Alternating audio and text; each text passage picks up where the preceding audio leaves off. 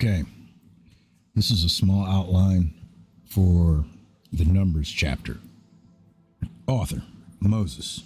Date written, around 1400 BC. Purpose.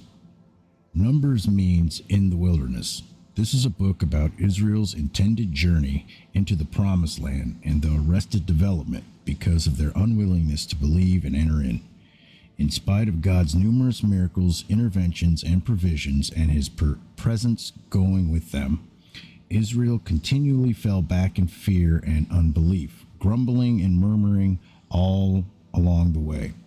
As a result of their rebellion, refusing to enter in, God sentenced the older generation to wander in the wilderness for 40 years until the new generation was of age to enter.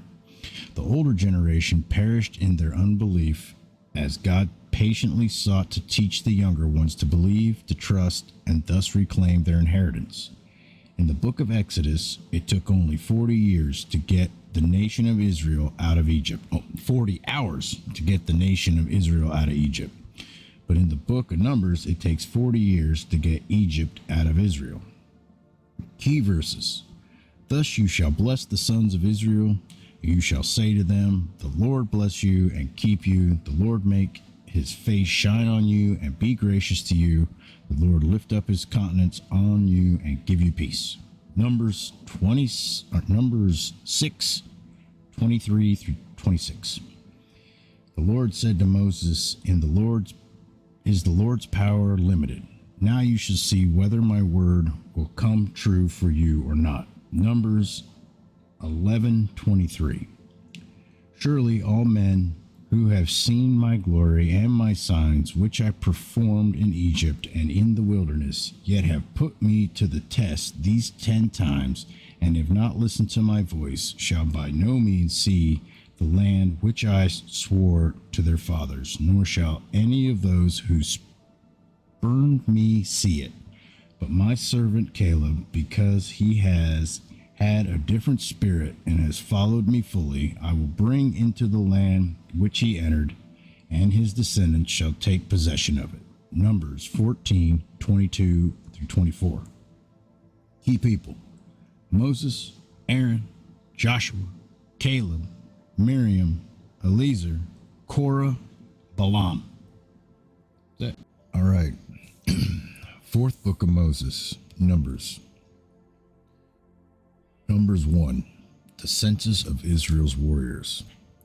Then the Lord spoke to Moses in the wilderness of Sinai in the tent of meeting on the first of the second month in the second year after they had come out of the land of Egypt, saying, Take a census of all the congregation of the sons of Israel, by their families, by their fathers' households, according to the number of names, every male, head by head, from 20 years old and upward, whoever is able to go out to war in Israel.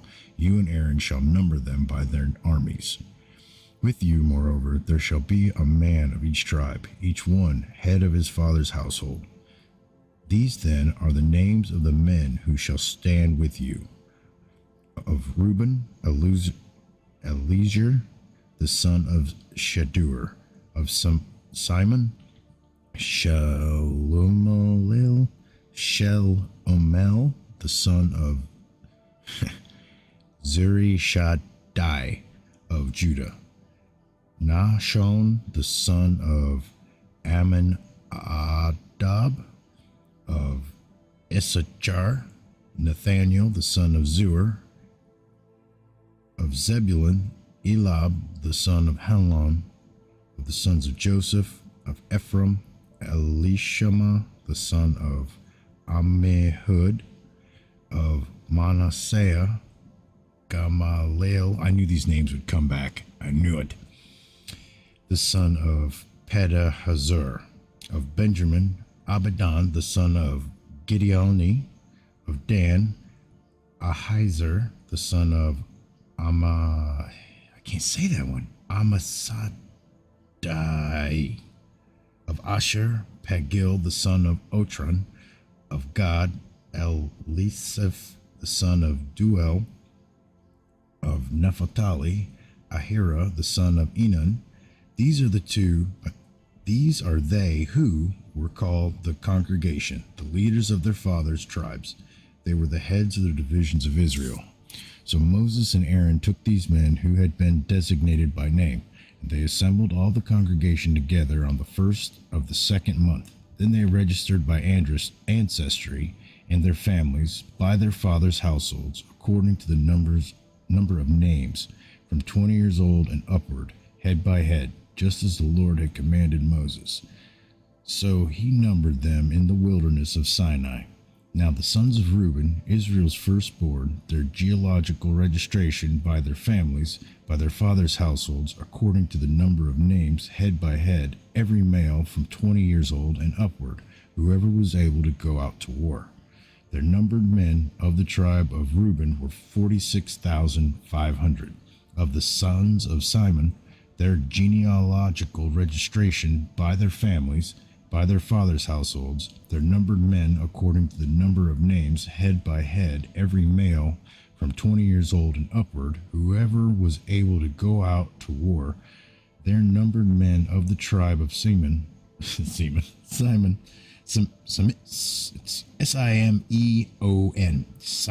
Simeon, were 59,300. Of the sons of Gad, their genealogical registration by their families, by their fathers' households, according to the number of names, from 20 years old and upward, whoever was able to go out to war. Their numbered men of the tribe of Gad were 45,650. Of the sons of Judah, their genealogical registration by their families, by their fathers' households, according to the number of names, from 20 years old and upward, whoever was able to go to war. Their numbered men of the tribe of Judah were 74,600. Of the sons of Issachar, their genealogical registration by their families, by their fathers' households, according to the number of names, from 20 years old and upward, whoever was able to go out to war. Their numbered men of the tribe of Issachar were 54,400. Of the sons of Zebulun, their genealogical registration by their families, by their fathers' households, according to the number of names, from 20 years old and upward, whoever was able to go out to war. Their numbered men of the tribe of Zebulun were 57,400. Of the sons of Joseph, namely of the sons of Ephraim, their genealogical registration by their families, by their fathers' households, according to the number of names, from 20 years old and upward, whoever was able to go out to war. Their numbered men of the tribe of Ephraim were 40,500. Of the sons of Manasseh, their genealogical registration by their families, by their fathers' households, according to the number of names, from 20 years old and upward, whoever was able to go to war. Their numbered men of the tribe of Manasseh were 32,200. Of the sons of Benjamin, their genealogical registration by their families, by their fathers' households, according to the number of names, from 20 years old and upward, whoever was able to go to war. Their numbered men of the tribe of Benjamin were 35,400. Of the sons of Dan, their genealogical registration by their families, by their fathers' households, according to the number of names, from 20 years old and upward, whoever was able to go out to war. Their numbered men of the tribe of Dan were 62,700. Of the sons of Asher, their genealogical registration by their families, by their fathers' households, according to the number of names, from 20 years old and upward, whoever was able to go out to war. Their numbered men of the tribe of Asher were 41,500. Of the sons of Naphtali, their genealogical registration by their families, by their fathers' households, according to the number of names, from 20 years old and upward, whoever was able to go out to war. Their numbered men of the tribe of Naphtali were 53,400. These are the ones who were numbered, whom Moses and Aaron numbered with the leaders of Israel, 12 men, each of whom was of his father's household. So all the numbered men of the sons of Israel by fathers' households, from 20 years old and upward, whoever was able to go out to war in Israel, even all the numbered men were 603,550. All right, Numbers 147, Levites exempted. The Levites, however, were not numbered among them by their father's tribe. For the Lord had spoken to Moses, saying, Only the tribe of Levi you shall not number, nor shall you take their census among the sons of Israel. But you shall appoint the Levites over the tabernacle of the testimony, and over all its furnishings, and over all that belongs to it. They shall carry the tabernacle and all its furnishings, and they shall take care of it. They shall also camp around the tabernacle. So when the tabernacle is set out, the Levites So when the tabernacle is to set out, the Levites shall take it down, and when the tabernacle encamps, the Levites shall set it up. But the layman who comes near shall be put to death. The sons of Israel shall camp, each man by his own camp, and each man by his own standard, according to their armies. But the Levites shall camp around the tabernacle of the testimony, so that there will be no wrath on the congregation of the sons of Israel. So the Levites shall keep charge of the tabernacle of the testimony. Thus the sons of Israel did according to all which the Lord had commanded Moses, so they did. That's it. All right. Numbers 2, arrangement of the camps. Now the Lord spoke to Moses and to Aaron, saying, The sons of Israel shall camp, each by his own standard, with the banners of their fathers' households. They shall camp around the tents of meeting at a distance. Now those who camp on the east side toward the sunrise shall be of the standard of the camp of Judah by their armies, and the leaders of the sons of Judah, Nahshon, the son of Amminadab, and his army, even their numbered men, 74,600. Those who camp next to him shall be the tribe of Issachar, and the leader of the sons of Issachar, Nathaniel, the son of Zur, and his army, even their numbered men, 54,400. Then comes the tribe of Zebulun, and the leader of the sons of Zebulun, Elab, the son of Helen, and his army, even his numbered men, 57,400. The total of the numbered men of the camp of Judah, 186,400 by their armies. They shall set out first.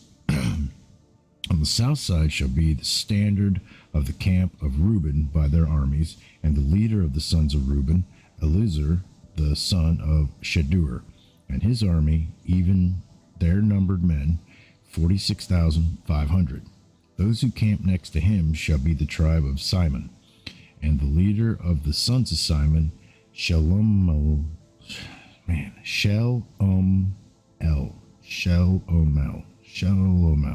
the son of Zurishadai,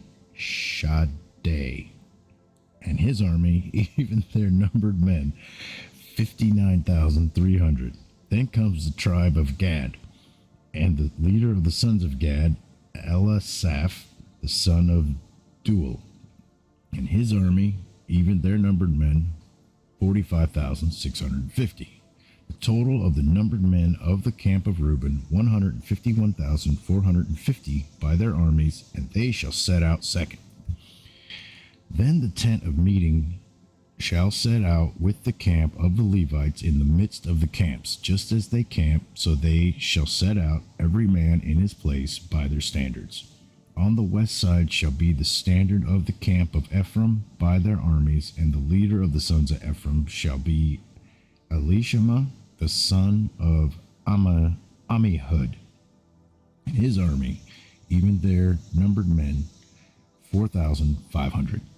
Next to him shall be the tribe of Manasseh, and the leader of the sons of Manasseh, Gamaliel, the son of Pedahuzur, and his army, even their numbered men, 32,200.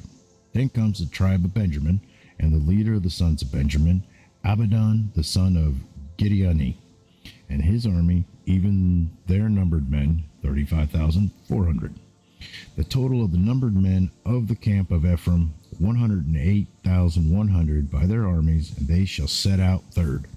On the north side shall be the standard of the camp of Dan by their armies, and the leader of the sons of Dan, Ahiezer, the son of Amishadai, Amishadai, and his army, even their numbered men, 62,700. Those who camp next to him shall be the tribe of Asher, and the leader of the sons of Asher, Pagiel, the son of Ochran, and his army, even their numbered men, 41,500. Then comes the tribe of Naphtali, and the leader of the sons of Naphtali, Ahira, the son of Enan, and his army, even their numbered men, 53,400. The total of the numbered men of the camp of Dan was 157,600. They shall set out last by their standards. These are the numbered men of the sons of Israel by their fathers' households. The total number men of the camps by the armies was 603,550. The Levites, however, were not numbered among the sons of Israel, just as the Lord had commanded Moses. Thus the sons of Israel did, according to all that the Lord commanded Moses, so they camped by their standards, and so they set out, every one by his family, according to his father's household. That's it. All right. Numbers 2, under the watchful eye. This is a little, what do you call it? Subsection. After God delivered his people and brought them through the desert on their way to the promised land, they would periodically stop for prolonged periods and set up an encampment.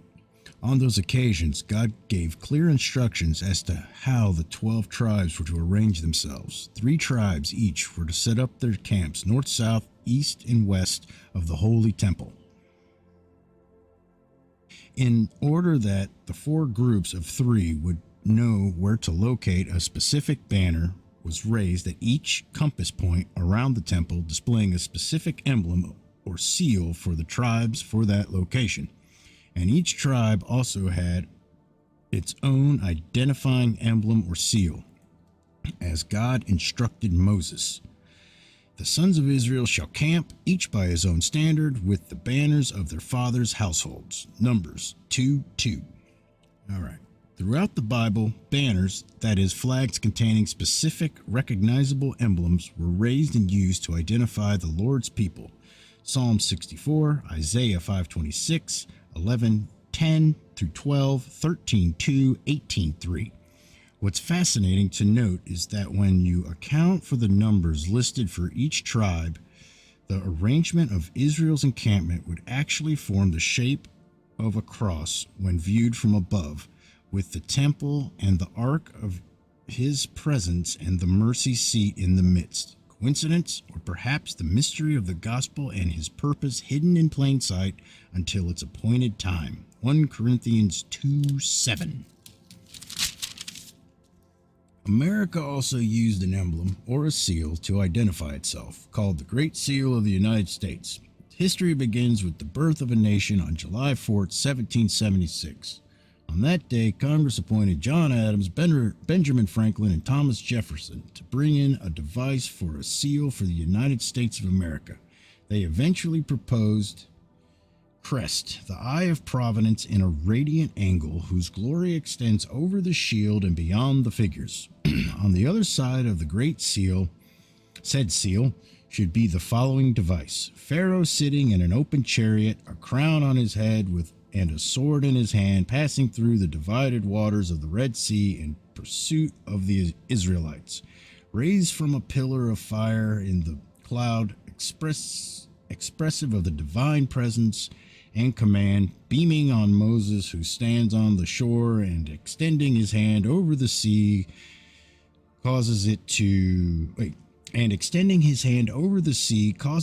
overwhelm Pharaoh. Motto: rebellion to tyrants is obedience to God. To see more about the symbolism of the Exodus from Egypt that was so often used by the founding fathers, see the commentary accompanying Exodus 1 through 14. The The motto they proposed for the seal was derived from a 1750 sermon preached by Dr. John Mayhew, a leading figure in the national revival known as the First Great Awakening. To learn more about this sermon, see the commentary accompanying Romans 13. The message of the committee's proposal was appealing, but it was too complicated to place on a seal, so over the next 6 years, several committees also made recommendations. Congress finally placed them all in the hands of theologian Charles Thomson, asking him to create a final proposal. Thomson's design was submitted to Congress and approved on June 20th, 1782, thus becoming the Great Seal of the United States, still used today on official government documents, including a paper currency. The records of Congress contain his explanation of the various parts of the Great Seal. Reverse. A pyramid unfinished in the zenith, an eye in a triangle, surrounded by a glory proper. Over the eye, these words, Anut Coptus, Latin for He, God, has blessed our undertakings. On the base of the pyramid, the numerical letters MDCCLXXVI 1776. And underneath the following motto, Novus Ordo Seclorum, Latin for A New Way for the Ages, referring to America as a new model for liberty. Remarks and explanation. Reverse. The pyramid signifies strength and duration. The pyramid was the oldest surviving structure known to man at that time. The eye over it and the motto allude to the many remarkable interpositions of providence in favor of the American cause. The date underneath is that of the Declaration of Independence, and the words under it signify the beginning of the new American era, which commences from that date. The report also contained explanations for the eagle, shield, arrows, and other components that appear in the seal, but notable among them is the watchful eye of God, representing his many signal interpositions in favor of the American cause. The framers not only believed that God had been watching over America, but they publicly attested to seeing clear and abundant demonstrations of his direct intervention. For example, General Nathanael Greene testified from his own experiences during the Revolution that it was obvious that the liberties of America are the object of divine protection. George Washington agreed, telling General Thomas Nelson that the hand of providence has been so conspicuous in all this that he must be worse than an infidel that lacks faith, and more than wicked, that has not gratitude enough to acknowledge his obligations. Reading that again. The hand of providence has been so conspicuous in all this that he must be worse than an infidel that lacks faith, and more than wicked, that has not gratitude enough to acknowledge his obligations. All right. According to Washington, the hand of God had been so apparent that if someone had seen what so frequently occurred during the Revolution and did not feel an obligation to thank God and show gratitude for all he had done on America's behalf, that person was simply wicked. Strong sentiments. But so too was Washington's conviction that America's liberties had been under the watchful eye of God. Today, some wrongly claim that the Great Seal was a result of influence of Freemasonry upon America, that Novus Ordo Seclorum really means New World Order. But those charges are easily disproved by numerous historical documents. Contrary to such claims, the Great Seal and the meaning behind its various elements were designed and created by the people who gave us our freedom and thought to honor God for his many miraculous interventions in establishing this great nation. It does not represent those who seek to change its meaning, co-opt it for their purposes, and are currently working to take our freedom away. For more information about the minimal role that Freemasonry actually played in the founding of America, see the full discussion of the subject in Freemasonry and the Founding Fathers at www.wallbuilders.com, or a short adaptation of that material entitled The Founding Fathers and Freemasonry on page 2077. We'll get there one day. Over the 6 years required to create the Great Seal of the United States, the first proposal began with a biblical image and the last one ended with the founders' affirmation of their strong personal conviction that God himself had watched over the liberties of America. Such enduring, open, and public acknowledgement of God is to be treasured and something around which we can gather today, just as the children of Israel long ago gathered around their representative seals. All right. Numbers 3. Levites to be priesthood. Now these are the records of the generations of Aaron and Moses at the time when the Lord spoke with Moses on Mount Sinai. These then are the names of the sons of Aaron: Nadab, the firstborn; Abihu, Eleazar, Ithamar. These are the names of the sons of Aaron, the anointed priests, whom he ordained to serve as priests. But Nadab and Abihu died before the Lord when they offered strange fire before the Lord in the wilderness of Sinai, and they had no children. So Eleazar and Ithamar served as priests in the lifetime of their father Aaron. Then the Lord spoke to Moses, saying, "Bring the tribe of Levi near and set them before Aaron the priest, that they may serve him. They shall perform the duties for him and for the whole congregation before the tent of meeting, to do the service of the tabernacle. They shall also keep all the furnishings of the tent of meeting, along with the duties of the sons of Israel, to do the service of their tabernacle. You shall thus give the Levites to Aaron and to his sons. They are wholly given to him from among the sons of Israel. So you shall appoint Aaron and his sons that they may keep their priesthood, but the layman who comes near shall be put to death." Again, the Lord spoke to Moses, saying, "Now, behold, I have taken the Levites from among the sons of Israel, instead of every firstborn, the first issue of the womb among the sons of Israel. So the Levites shall be mine. For all the firstborn are mine. On the day I struck down all the firstborn in the land of Egypt, I sanctified to myself all the firstborn in Israel, from man to beast. They shall be mine. I am the Lord." Then the Lord spoke to Moses in the wilderness of Sinai, saying, "Number the sons of Levi by their fathers' households, by their families, every male from a month old and upward you shall number." So Moses numbered them according to the word of the Lord, just as he had been commanded. These then are the sons of Levi by their names: Gershon and Kohath and Merari. These are the names of the sons of Gershon by the families: Libni and Shimei.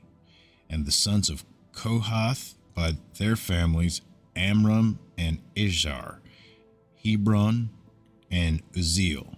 And the sons of Merari by the families: Mahli and Mushi. These are the families of the Levites according to their fathers' households. Of Gershon was the family of the Libnites, and the family of the Shemites. These were the families of the Gershonites. Their numbered men in the numbering of every male from a month old and upward, even their numbered men were 7,500. The families of the Gershonites were to camp behind the tabernacle westward, and the leader of the fathers' households of the Gershonites was Elisaph, the son of Lael. Duties of the priests, Numbers 3:25. Now the duties of the sons of Gershon in the tent of meeting involve the tabernacle and the tent, its covering, and the screen for the doorway of the tent of meeting, and the hangings of the court, and the screen for the doorway of the court, which is around the tabernacle, and the altar and its cords, according to all the service concerning them. Of Kohath was the family of Amorites, and the family of the Israelites, and the family of the Hebronites, and the family of the Uzzielites. These were the families of the Kohathites. In the numbering of every male from a month old and upward, there were 8,600 performing the duties of the sanctuary. The families of the sons of Kohath were the camp were to camp on the southward side of the tabernacle, and the leader of the fathers' households of the Kohathite families was Eliphan, the son of Aziel. Now, their duties involved the ark, the table, the lampstand, the altars, and the utensils of the sanctuary, with which they minister, and the screen, and all the service concerning them. And Eleazar, the son of Aaron, the priest, was the chief of the leaders of Levi, and had the oversight of those who performed the duties of the sanctuary. Of Merari was the family of the Mahalites, and the family of the Mushites. These were the families of Merari. There numbered men in the numbering of every male from a month old and upward were 6,200. The leader of the fathers' households of the families of Merari was Zeriel, the son of Abihail. They were to camp on the northward side of the tabernacle. Now the appointed duties of the sons of Merari involved the frames of the tabernacle, its bars, its pillars, its sockets, all the equipment, and the service concerning them, and the pillars around the court with their sockets and their pegs and their cords. Now those who were to camp before the tabernacle eastward, before the tent of meeting, toward the sunrise, are Moses and Aaron and his sons, performing the duties of the sanctuary for the obligation of the sons of Israel. But the layman coming near was to be put to death. All the numbered men of the Levites, whom Moses and Aaron numbered, at the command of the Lord, by their families, every male from a month old and upward, were 22,000. Numbers 3:40, firstborn redeemed. Then the Lord said to Moses, Number every firstborn male of the sons of Israel from a month old and upward, and make a list of their names. You shall take the Levites from me. I am the Lord. Instead of all the firstborn among the sons of Israel and the cattle of the Levites, instead of all the firstborn among the cattle of the sons of Israel. So Moses numbered all the firstborn among the sons of Israel, just as the Lord had commanded him. And all the firstborn males by the number of names from a month old and upward for the numbered men were 22,273. Then the Lord spoke to Moses, saying, Take the Levites instead of all the firstborn among the sons of Israel, and the cattle among the Levites. And the Levites shall be mine. I am the Lord. For the ransom of 273 of the firstborn of the sons of Israel who are in excess beyond the Levites, you shall take 5 shekels apiece per head. You shall take them in terms of the shekel of the sanctuary. The shekel is 20 gerahs, and give the money, the ransom of those who are in excess among them, to Aaron and to his sons. So Moses took the ransom money from those who were in excess beyond those ransomed by the Levites. From the firstborn of the sons of Israel, he took the money in terms of the shekel of the sanctuary, 1,365. Then Moses gave the ransom money to Aaron and to his sons at the command of the Lord, just as the Lord had commanded Moses. That's it. Okay, Numbers 4. Duties of the Kohathites. And the Lord spoke to Moses and Aaron, saying, Take a census of the descendants of Kohath from among the sons of Levi, by their families, by their fathers' households, from 30 years and upwards, even to 50 years old, all who enter the service to do the work in the tent of meeting. This is the work of the descendants of Kohath in the tent of meeting concerning the most holy things. When the camp sets out, Aaron and his sons shall go in, and they shall take down the veil of the screen and cover the ark of testimony with it. And they shall lay a covering of porpoise skin on it, and shall spread over it a cloth of pure blue, and shall insert its poles.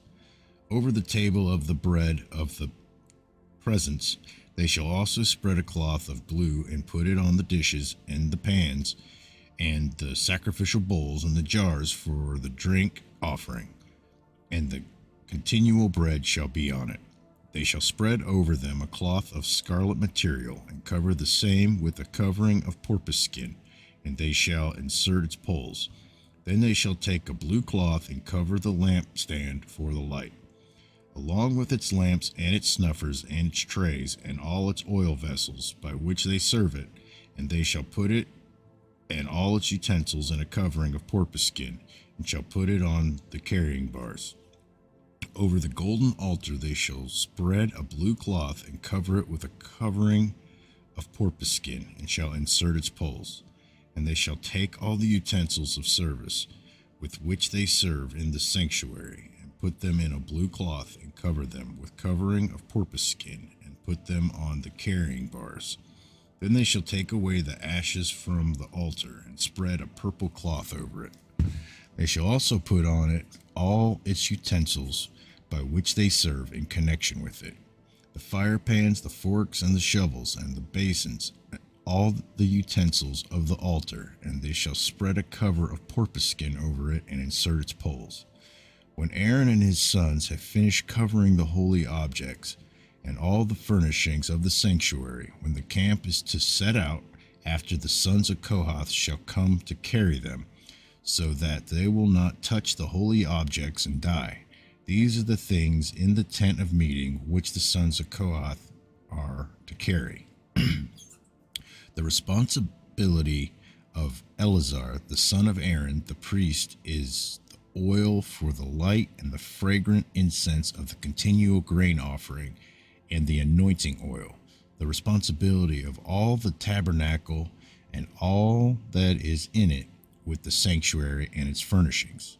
Then the Lord spoke to Moses and to Aaron, saying, Do not let the tribe of the families of Kohathites be cut off from among the Levites, but do this to them, that they may live and not die when they approach the most holy objects. Aaron and his sons shall go in and assign each of them to his work and to his load, but they shall not go in to see the holy objects, even for a moment, or they will die. Numbers 4:21, duties of the Gershonites.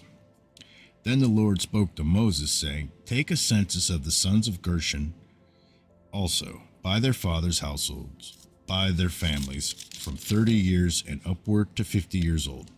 You shall number them, all who enter to perform the service, to do the work in the tent of meeting. This is the service of the families of the Gershonites in serving and in carrying.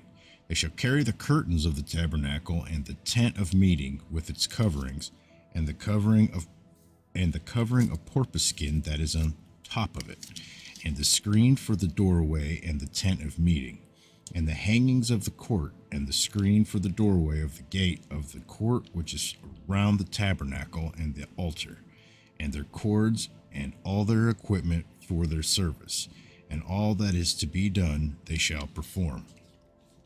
All the service of the sons of Gershonites in all their loads and in all their work shall be performed at the command of Aaron and his sons, and you shall assign to them as a duty to all their loads. This is the service of the families of the sons of Gershonites in the tent of meeting, and their duty shall be under direction of Ithamar the son of Aaron the priest. Numbers 4:29, duties of the Merarites. As for the sons of Merari, you shall number them by their families, by their fathers' households, from 30 years and upward, even to 50 years old. You shall number them, everyone who enters the service to do the work of the tent of meeting. Now this is the duty of their loads for all their service in the tent of meeting: the boards of the tabernacle and its bars and its pillars and its sockets, and the pillars around the court and their sockets and their pegs and their cords, with all their equipment and with all their service. And you shall assign each man by name the items he is to carry. This is the service of the families of the sons of Merari, according to all their service in the tent of meeting, under the direction of Ithamar the son of Aaron the priest. So Moses and Aaron and the leaders of the congregation numbered the sons of the Kohathites by their families and by their fathers' households, from 30 years and upward, even to 50 years old. everyone who entered the service for their work in the tent of meeting. The numbered men by their families were 2,750. These are the numbered men of the Kohathites family, everyone who was serving in the tent of meeting, whom Moses and Aaron numbered according to the commandment of the Lord through Moses. The numbered men of the sons of Gershon by their families and by their fathers' households, from 30 years and upward, even to 50 years old, everyone who entered the service for work in the tent of meeting. The numbered men by their families, by their fathers' household, were 2,630. These are the numbered men of the families of the son of Gershon, everyone who was serving in the tent of meeting, whom Moses and Aaron numbered according to the commandment of the Lord. The numbered men of the families of the sons of Merari, by their families, by their fathers' households, from 30 years and upward, even to 50 years old, everyone who entered the service for work in the tent of meeting. Their numbered men by their families were 3,200. These are the numbered men of the families of the sons of Merari, whom Moses and Aaron numbered according to the commandment of the Lord through Moses. All the numbered men of the Levites, whom Moses and Aaron and the leaders of the Israel numbered by their families and by their fathers' households, from 30 years and upward, even to 50 years old, everyone who could enter to do the work and service and the work of carrying in the tent of meeting. Their numbered men were 8,580. According to the commandment of the Lord through Moses, they were numbered, everyone by his serving or carrying. Thus these were his numbered men, just as the Lord had commanded Moses. All right, Numbers 5, on defilement. Then the Lord spoke to Moses, saying, Command the sons of Israel that they send away from the camp every leper and everyone having a discharge and everyone who is unclean because of a dead person. You shall send away both male and female. You shall send them outside the camp, so they will not defile their camp where I dwell in their midst. The sons of Israel did so and sent them outside the camp, just as the Lord had spoken to Moses. Thus the sons of Israel did. Then the Lord spoke to Moses, saying, Speak to the sons of Israel. When a man or woman commits any of the sins of mankind, acting unfaithfully against the Lord, and that person is guilty, then he shall confess his sins which he has committed, and he shall make restitution in full for his wrong, and add it to 1/5 of it, and give it to him whom he has wronged. But if the man has no relative to whom restitution may be made for the wrong, the restitution which is made for the wrong must go to the Lord for the priest, besides the ram of atonement, by which atonement is made for him. Also every contribution pertaining to all the holy gifts of the sons of Israel, which they offer to the priest, shall be this. So every man's holy gifts shall be his. Whatever any man gives to the priest, it becomes his. Numbers 5:11, the adultery test. Then the Lord spoke to Moses, saying, Speak to the sons of Israel, and say to them, If any man's wife goes astray and is unfaithful to him, and a man has intercourse with her, and it is hidden from the eyes of her husband, and she is undetected, although she has defiled herself, and there is no witness against her, and she has not been caught in the act, if a spirit of jealousy comes over him, and he is jealous of his wife when she has defiled herself, or if any spirit of jealousy comes over him, and he is jealous of his wife when she has not defiled herself, the man shall then bring his wife to the priest, and shall bring as an offering for her 1/10 of an ephah of barley meal. He shall not pour oil on it, nor put frankincense on it, for it is a grain offering of jealousy, a grain offering of memorial, a reminder of iniquity. Then the priest shall bring her near and have her stand before the Lord. And the priest shall take holy water in an earthenware vessel, and he shall take some of the dust that is on the floor of the tabernacle, and put it into the water. The priest shall then have the woman stand before the Lord, and let the hair of the woman's head go loose, and place the grain offering of memorial in her hands, which is the grain offering of jealousy, and in the hand of the priest is to be the water of bitterness that brings a curse. The priest shall have her take an oath and shall say to the woman, if no man has lain with you, and if you have not gone astray into uncleanness, being under the authority of your husband, be immune to this water of bitterness that brings a curse. If you, however, have gone astray, being under the authority of your husband, and if you have defiled yourself, and a man other than your husband has had intercourse with you, then the priest shall have the woman swear with the oath of the curse, and the priest shall say to the woman, the Lord make you a curse and an oath among your people by the Lord's making your thigh waste away and your abdomen swell. And this water that brings a curse shall go into your stomach and make your abdomen swell and your thigh waste away. And the woman shall say, Amen, Amen. The priest shall then write these curses on a scroll, and he shall wash them off into the water of bitterness. Then he shall make the woman drink the water of bitterness that brings a curse, so that the water which brings a curse will go into her and cause bitterness. The priest shall take the grain offering of jealousy from the woman's hand, and he shall wave the grain offering before the Lord and bring it to the altar. And the priest shall take a handful of grain offering as its memorial offering and offer it up in smoke on the altar, and afterward he shall make the woman drink the water. When he has made her drink the water, then it shall come about, if she has defiled herself and has been unfaithful to her husband, that the water which brings a curse will go into her and cause bitterness, and her abdomen will swell and her thigh will waste away, and the woman will become a curse among her people. But if the woman has not defiled herself and is clean, she will then be free and conceive children. This is the law of jealousy. When a wife being under the authority of her husband goes astray and defiles herself, or when a spirit of jealousy comes over a man and he is jealous of his wife, he shall then make the woman stand before the Lord, and the priest shall apply all this law to her. Moreover, the man will be free from guilt, but that woman shall bear her guilt. That's it. All right. Numbers 6.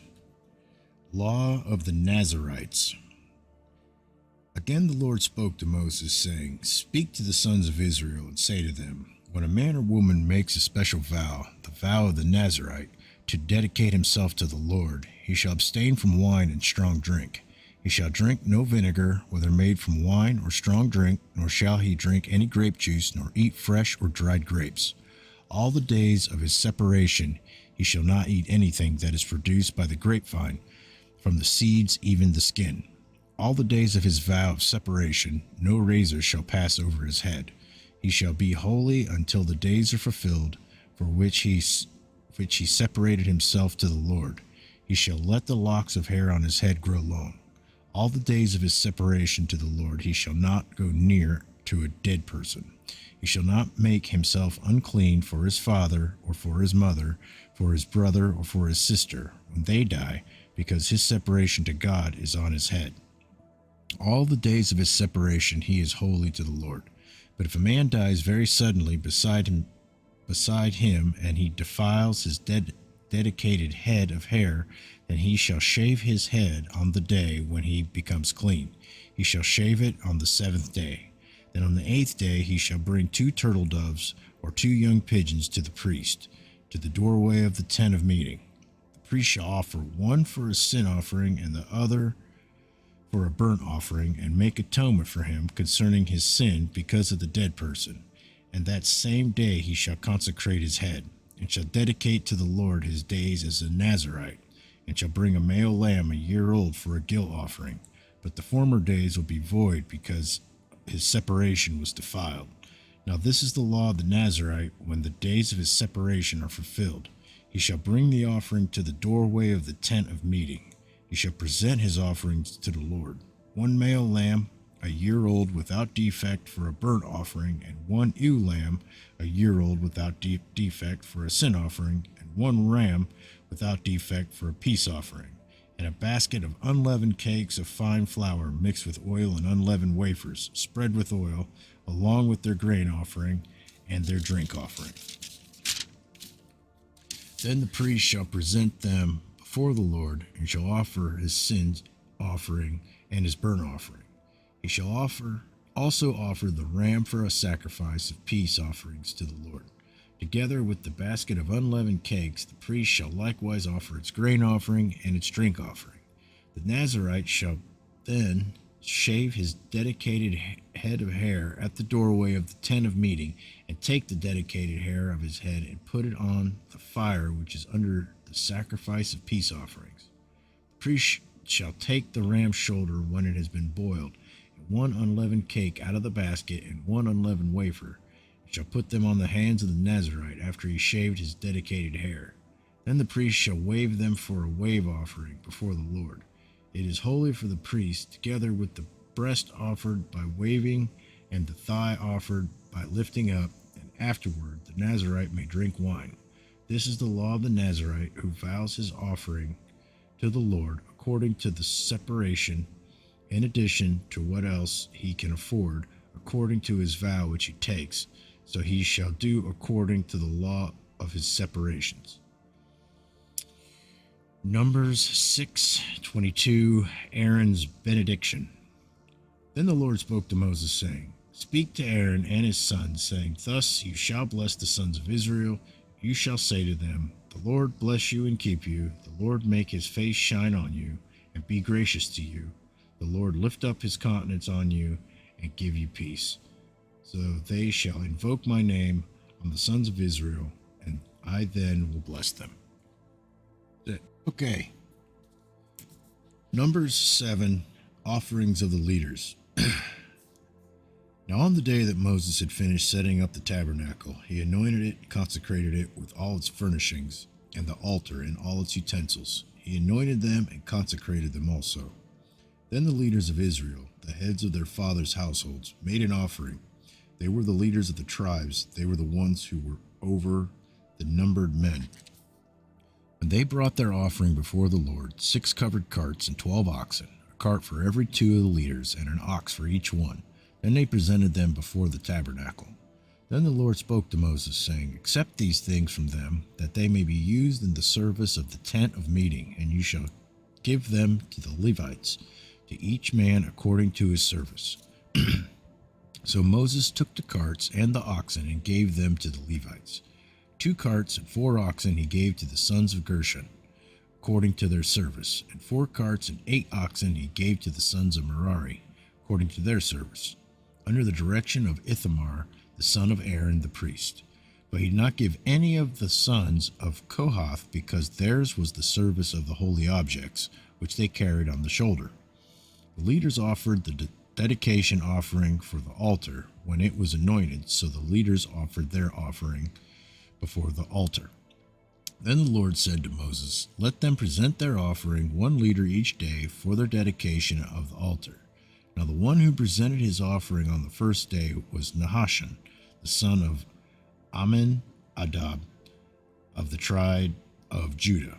And his offering was 1 silver dish, whose weight was 130 shekels, 1 silver bowl of 70 shekels, according to the shekel of the sanctuary, both of them full of fine flour mixed with oil for a grain offering.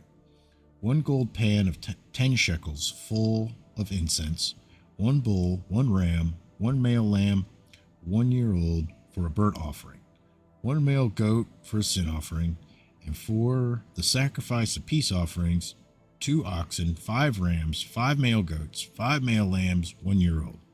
This was the offering of Nahashon, the son of Amminadab.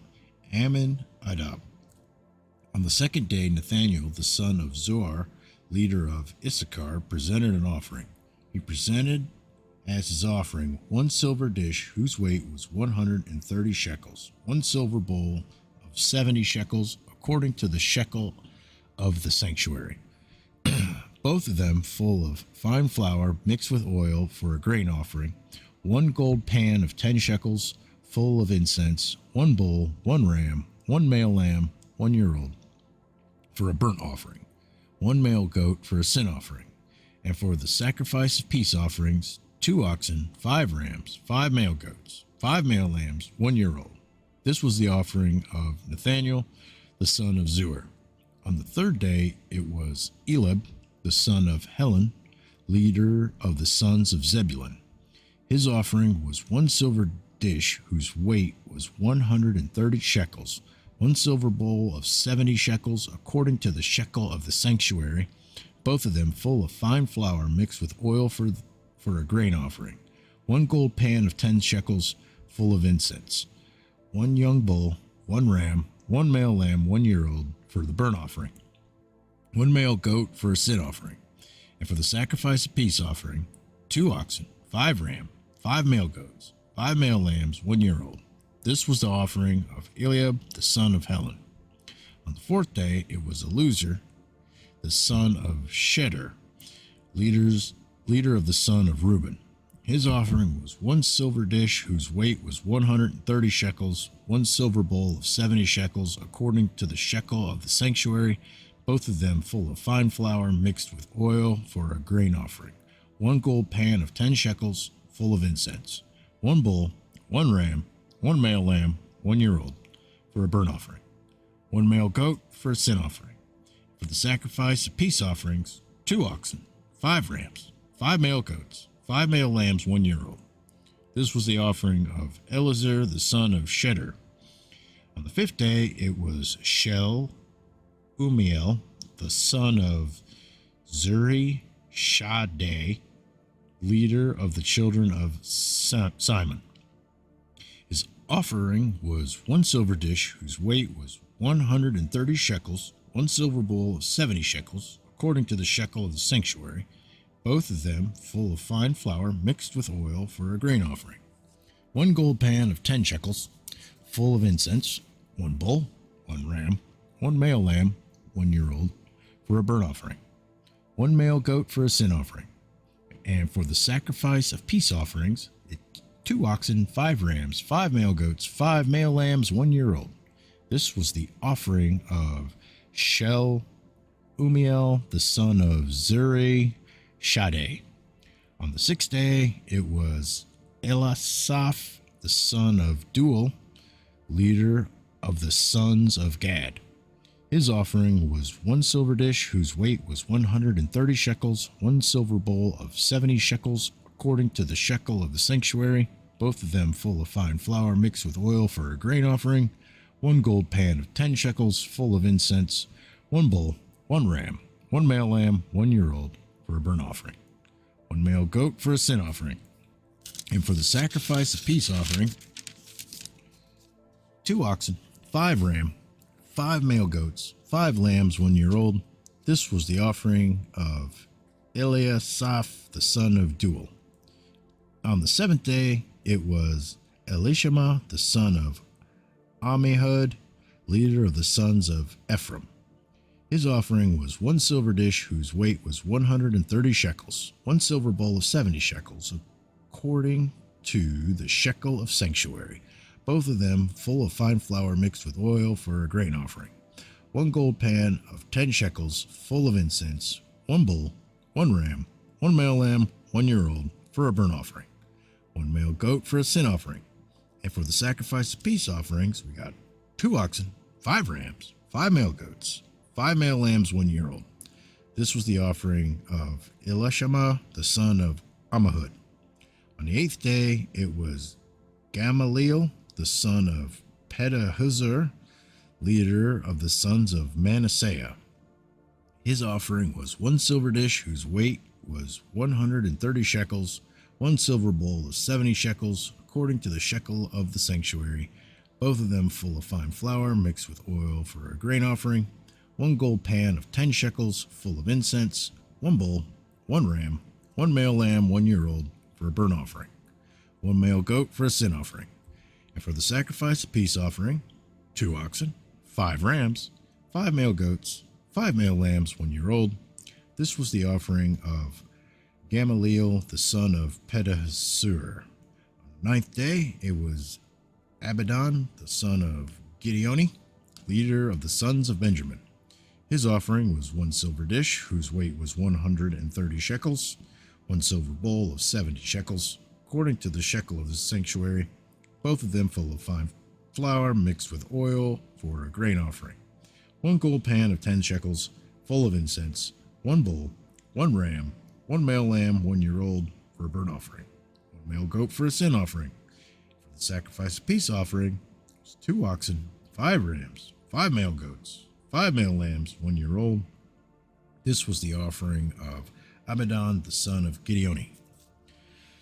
On the 10th day it was Aiezer the son of Amishadi, leader of the sons of Dan. His offering was 1 silver dish whose weight was 130 shekels, 1 silver bowl of 70 shekels, according to the shekel of the sanctuary, both of them full of fine flour mixed with oil for a grain offering, 1 gold pan of 10 shekels full of incense, 1 bull, 1 ram, 1 male lamb 1 year old for a burnt offering, 1 male goat for a sin offering, and for the sacrifice of peace offering, 2 oxen, 5 rams, 5 male goats, 5 male lambs 1 year old.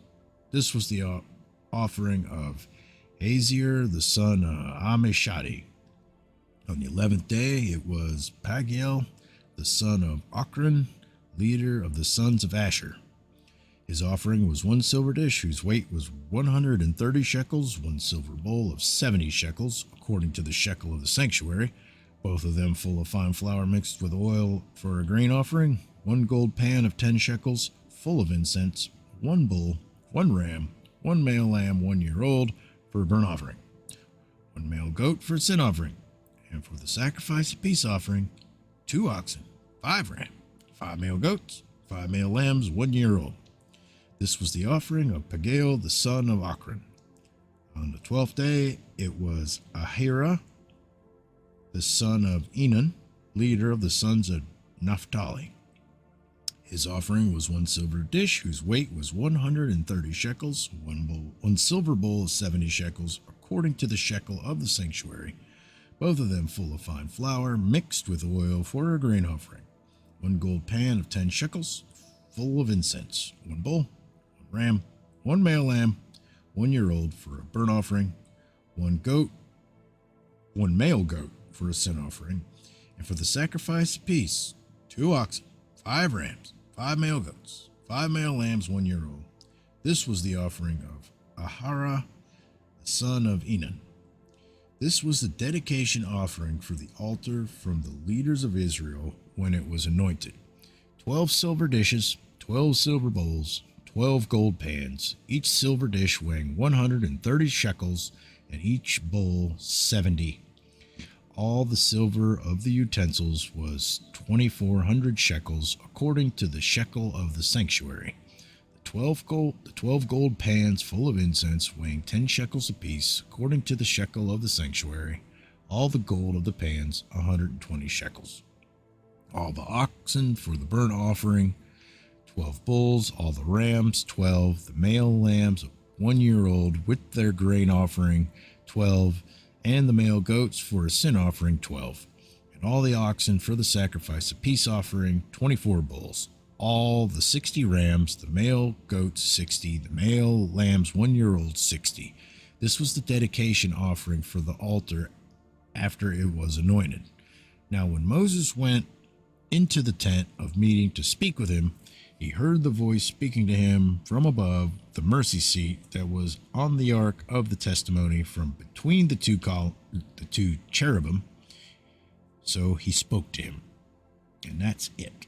All right. Little side thing. John Langdon, 1741-1819. Early trained in business, he went to sea, becoming successful in numerous commercial shipping ventures. Active in various patriot assemblies, he served in the Second Continental Congress, but in order to oversee the building of American warships, including the famous one used by naval hero John Paul Jones, he resigned before signing the Declaration of Independence. After the Revolution, he was elected to the state legislature and then sent as a delegate to the Continental Convention, where he signed the Constitution. He was a U.S. Senator in the first federal Congress and helped frame the Bill of Rights. Returning to the state legislature, he served as Speaker of the House and then was elected governor of New Hampshire, but declined the nomination for vice president under President James Madison. An active Christian, he was a founder and vice president of the American Bible Society. Okay, Numbers 8, 7 lamps. Then the Lord spoke to Moses, saying, Speak to Aaron and say to him, When you mount the lamps, the 7 lamps will give light in the front of the lampstand. Aaron therefore did so. He mounted its lamps at the front of the lampstand, just as the Lord had commanded Moses. Now this was the workmanship of the lampstand, hammered work of gold, from its base to its flowers. It was hammered work, according to the pattern which the Lord had showed Moses, so he made the lampstand. Let's see, Numbers 8:5, cleansing the Levites. Again the Lord spoke to Moses, saying, Take the Levites from among their sons of Israel and cleanse them. Thus you shall do to them for their cleansing, sprinkle purifying water on them, and let them use a razor over their whole body and wash their clothes, and they will be clean. Then let them take a bull with its grain offering, fine flour mixed with oil, and a second bull you shall take for a sin offering. So you shall present the Levites before the tent of meeting. You shall also assemble the whole congregation of sons of Israel, and present the Levites before the Lord. And the sons of Israel shall lay their hands on the Levites. Aaron then shall present the Levites before the Lord as a wave offering from the sons of Israel, that they may qualify to perform the service of the Lord. Now the Levites shall lay their hands on the heads of the bulls, then offer the one for their sin offering and the other for a burnt offering to the Lord, to make atonement for the Levites. You shall have the Levites stand before Aaron and before his sons, so as to present them as a wave offering to the Lord. Thus you shall separate the Levites from among the sons of Israel, and the Levites shall be mine. Then after that, the Levites may go in to serve the tent of meeting, but you shall cleanse them and present them as a wave offering. For they are wholly given to me from among the sons of Israel. I have taken them for myself instead of every first issue of the womb, the firstborn of all the sons of Israel. For every firstborn among the sons of Israel is mine, among the men and among the animals. On the day that I struck down all the firstborn in the land of Egypt, I sanctified them for myself. But I have taken the Levites instead of every firstborn among the sons of Israel. I have given the Levites as a gift to Aaron and to his sons from among the sons of Israel, to perform the service of the sons of Israel at the tent of meeting, and to make atonement on behalf of the sons of Israel, so that there will be no plague among the sons of Israel by their coming near to the sanctuary. Thus did Moses and Aaron and all the congregation of the sons of Israel to the Levites, according to all that the Lord had commanded Moses concerning the Levites, so the sons of Israel did to them.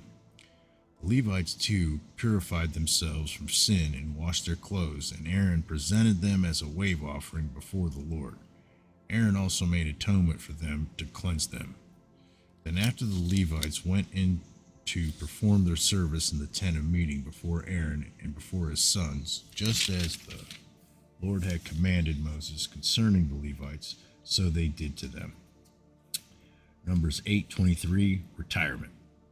Now the Lord spoke to Moses, saying, This is what applies to the Levites from 25 years old and upward. They shall enter to perform service in the work of the tent of meeting.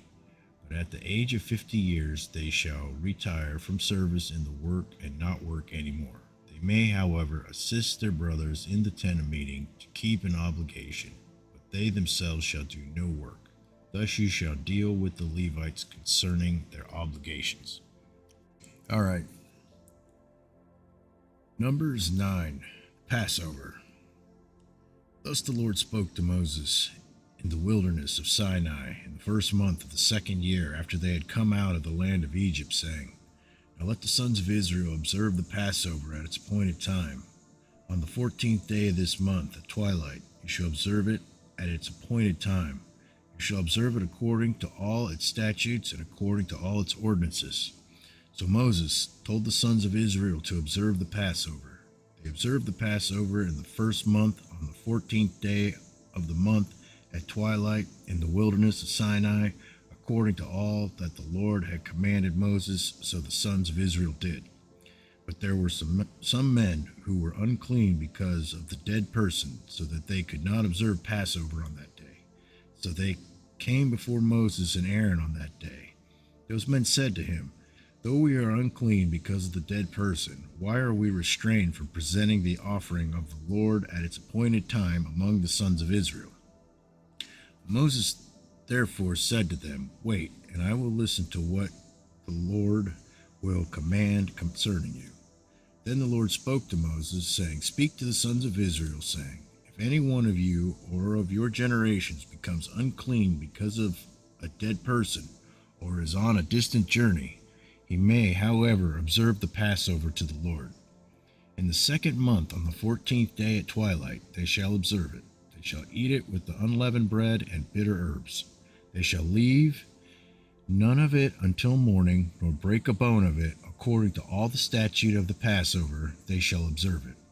But the man who is clean and is not on a journey and yet neglects to observe the Passover, that person shall then be cut off from his people, for he did not present the offering to the Lord at its appointed time. That man will bear his sin. If an alien sojourns among you and observes the Passover to the Lord, according to the statute of the Passover and according to its ordinance, so he shall do, you shall have one statute, both for the alien and for the native of the land. Numbers 9:15, the cloud on the tabernacle. Now on the day that the tabernacle was erected, the cloud covered the tabernacle, the tent of the testimony, and in the evening it was like the appearance of fire over the tabernacle until morning. So it was continuously. The cloud would cover by day and the appearance of fire by night. Whenever the cloud was lifted from over the tent, afterward the sons of Israel would then set out, and in the place where the cloud settled down, there the sons of Israel would camp. At the command of the Lord, the sons of Israel would set out, and at the command of the Lord they would camp.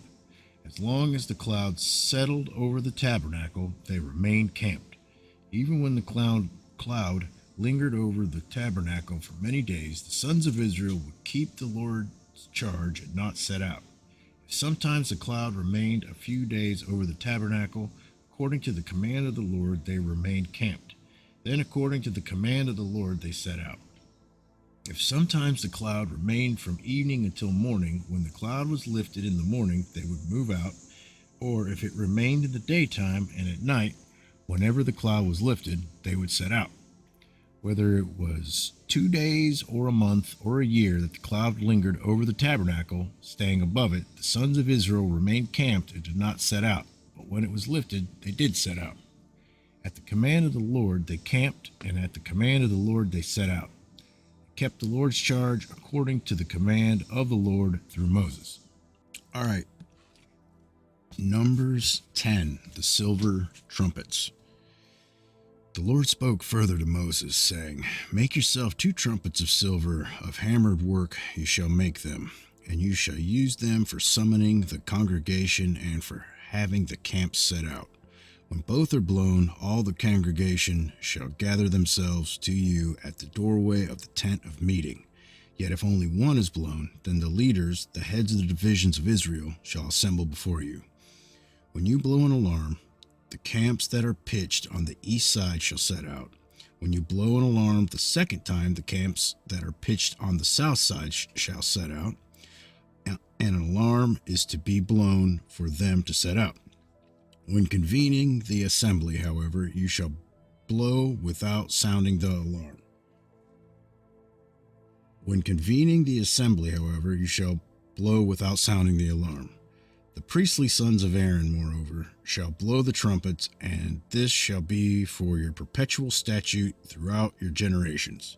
When you go to war in your land against the adversary who attacks you, Then you shall sound an alarm with the trumpets, that you may be remembered before the Lord your God, and be saved from your enemies. Also, in the day of your gladness, and in your appointed feasts, and on the first days of your months, you shall blow the trumpets over your burnt offerings, and over the sacrifices of your peace offerings, and they shall be as a reminder of you before your God. I am the Lord your God. Numbers 10:11 tribes. The tribes leave Sinai.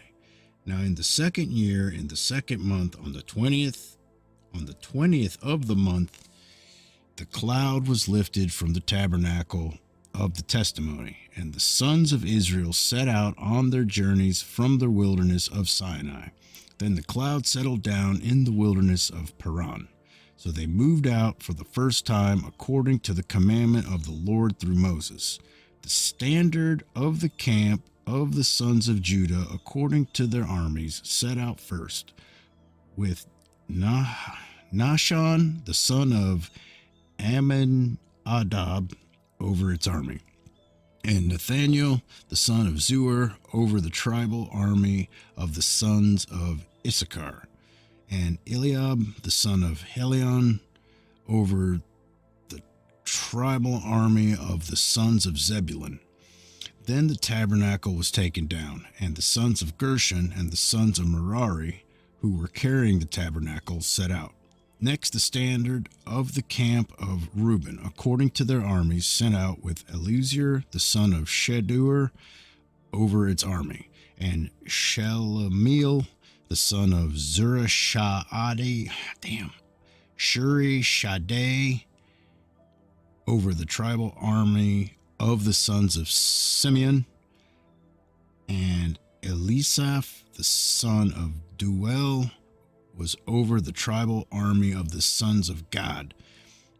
Then the Kohathites set out carrying the holy objects, and the tabernacle was set up before their arrival.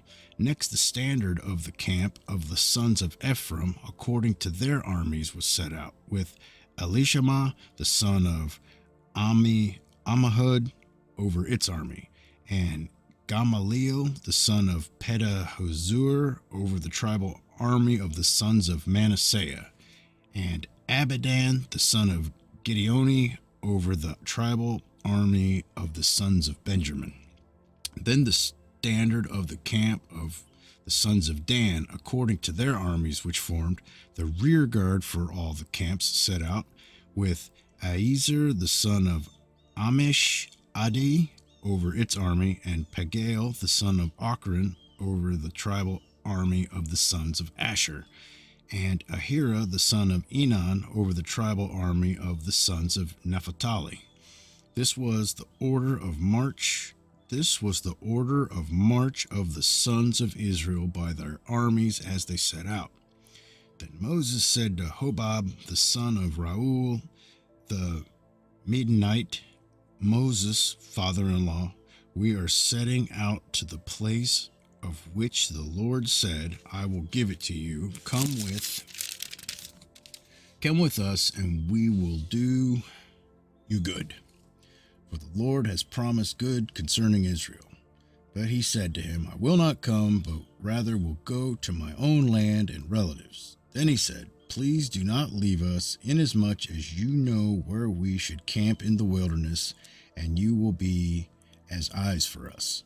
So it will be, if you go with us, that whatever good the Lord does for us, we will do for you. Thus they set out from the mount of the Lord 3 days' journey, with the ark of the covenant of the Lord journeying in front of them for the 3 days, to seek out a resting place for them. The cloud of the Lord was over them by day when they set out from the camp. Then it came about when the ark set out that Moses says, Rise up, O Lord, and let your enemies be scattered, and let those who hate you flee before you. When it came to rest, he said, Return, O Lord, to the myriad thousands of Israel. That's it. Fine now. All right, Numbers 11. The people complain. Now the people became like those who complain of adversity in the hearing of the Lord. And when the Lord heard it, his anger was kindled, and the fire of the Lord burned among them and consumed some of the outskirts of the camp. The people therefore cried out to Moses, and Moses prayed to the Lord, and the fire died out. So the name of that place was called Taberah, because the fire of the Lord burned among them. The rabble who were among them had greedy desires, and also the sons of Israel wept again and said, "Who will give us meat to eat? We remember the fish which we used to eat free in Egypt, the cucumbers and the melons and the leeks and the onions and the garlic, but now our appetite is gone. There is nothing at all to look at except this manna." Now the manna was like coriander seed, and its appearance like that of bdellium. The people would go about and gather it and grind it between two millstones, or beat it in the mortar, and boil it in the pot and make cakes with it, and its taste was as the taste of cakes baked with oil. When the dew fell on the camp at night, the manna would fall with it. The complaints of Moses, Numbers 11:10. Now Moses heard the people weeping throughout their families, each man at the doorway of his tent, and the anger of the Lord was kindled greatly, and Moses was displeased.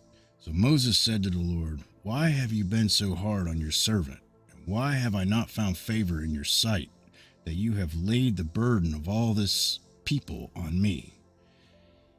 Was it I who conceived all these people?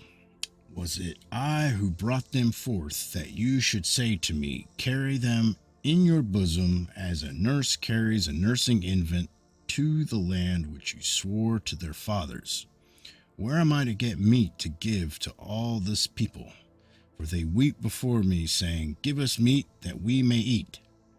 I alone am not able to carry all these people, because it is too burdensome for me.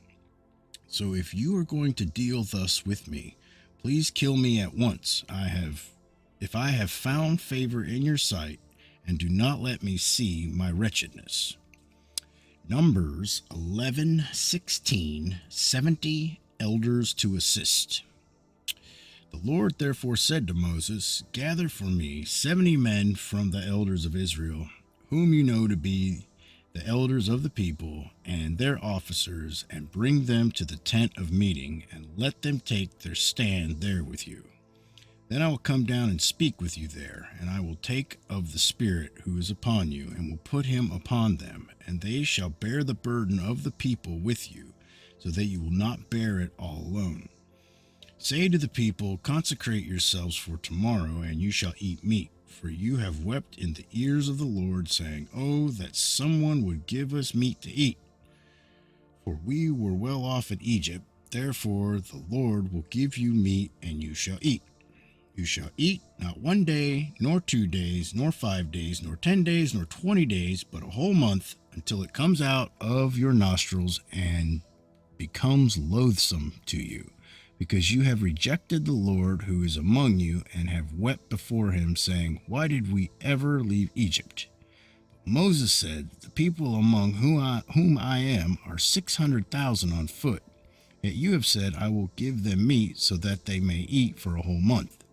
Should flocks and herds be slaughtered for them to be sufficient for them, or should all the fish of the sea be gathered together for them to be sufficient for them?" The Lord said to Moses, Is the Lord's power limited? Now you shall see whether my word will come true for you or not. So Moses went out and told the people the words of the Lord. Also he gathered 70 men of the elders of the people, and stationed them around the tent. Then the Lord came down in the cloud and spoke to him, and he took to the Spirit who was upon him, and placed him upon the 70 elders. And when the Spirit rested upon them, they prophesied, but they did not do it again. But 2 men had remained in the camp. The name of one was Eldad, and the name of the other Medad. And the Spirit rested upon them. Now they were among those who had been registered, but had not gone out to the tent. and they prophesied in the camp. So a young man ran and told Moses and said, Eldad and Medad are prophesying in the camp. Prophesying in the camp. Then Joshua, the son of Nun, an attendant of Moses from his youth, said, Moses, my lord, restrain them. But Moses said to them, Are you jealous for my sake? Would that all the Lord's people were prophets, that the Lord would put his spirit upon them. Then Moses returned to the camp, both he and the elders of Israel. Numbers 11:31, the quail and the plague. Now there went forth a wind from the Lord, and it brought quail from the sea, and let them fall beside the camp about a day's journey on this side, and a day's journey on the other side, all around the camp, and about 2 cubits deep on the surface of the ground. The people spent all day and all night and all the next day, and gathered the quail. He who gathered least gathered 10 homers, and they spread them out for themselves all around the camp. While the meat was still between their teeth before it was chewed, the anger of the Lord was kindled against the people, and the Lord struck the people with a very severe plague. So the name of that place was called Kibroth Hattaavah, because there they buried the people who had been greedy. From Kibroth Hattaavah, the people set out for Hazeroth, and they remained at Hazeroth.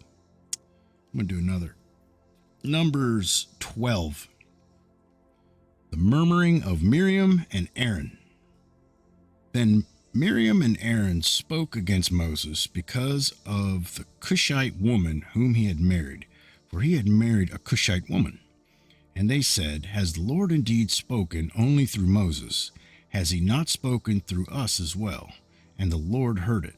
Now the man Moses was very humble, more than any man who was on the face of the earth. Suddenly the Lord said to Moses and Aaron and to Miriam, You 3 come out of the tent of meeting. So the 3 of them came out. Then the Lord came down in a pillar of cloud and stood at the doorway of the tent, and he called Aaron and Miriam. When they both come forward, he said, Hear now my words. If there is a prophet among you, I, the Lord, shall make myself known to him in a vision. I shall speak with him in a dream. Not so with my servant Moses. He is faithful in all my household. With him I speak mouth to mouth, even openly, and not in dark sayings, and he beholds the form of the Lord. Why, then, were you not afraid to speak against my servant against Moses? So the anger of the Lord burned against them, and he departed. But when the cloud had withdrawn from over the tent, behold, Miriam was leprous and white as snow. And Aaron turned toward Miriam, behold, she was leprous. Then Aaron said to Moses, O my Lord, I beg you, do not account this sin to us, in which we have acted foolishly and in which we have sinned. Oh, do not let her be like one dead, whose flesh is half eaten away when he comes from his mother's womb. Moses cried out to the Lord, saying, O God, heal her, I pray. But the Lord said to Moses, If her father had but spit in her face, would she not bear the shame for 7 days? Let her be shut up for 7 days outside the camp, and afterward she may be received again. So Miriam was shut up outside the camp for 7 days, and the people did not move until Miriam was received again. Afterward, however, the people moved out from Hazeroth and camped in the wilderness of Paran. And that is it. All right. Numbers 13. Spies view the land. Then the Lord spoke to Moses, saying, Send out yourself men so that they may spy out the land of Canaan, which I am going to give to the sons of Israel. You shall send a man from each of their fathers' tribes, every one a leader among them. So Moses sent them from the wilderness of Paran at the command of the Lord, all of them men who were heads of their sons of Israel. These then were the names from the tribes of Reuben: Shammua, the son of Zakur; from the tribe of Simeon, Shaphat, the son of Hori; from the tribe of Judah, Caleb, the son of Jephunneh; from the tribe of Issachar, Igal, the son of Joseph; from the tribe of Ephraim, Igal, the son of Joseph; from the tribe of Ephraim, Hosha, the son of Nun; from the tribe of Benjamin, Palti, the son of Raphu; from the tribe of Zebulun, Gadal, the son of Sodi; from the tribe of Joseph; from the tribe of Manasseh, Gadi, the son of Susi; from the tribe of Dan, Amil, the son of Gamali; from the tribe of Asher, Sether, the son of Michael; from the tribe of Naphtali, Nabi, the son of Zophsi; from the tribe of Gad, Gul, the son of Maki. These are the names of the men whom Moses sent to spy out the land. But Moses called Hoshea, the son of Nun, Joshua. When Moses sent them to spy out the land of Canaan, he said to them, "Go up there into the Negev, then go up to the hill country. See what the land is like, and whether the people who live in it are strong or weak, whether they are few or many.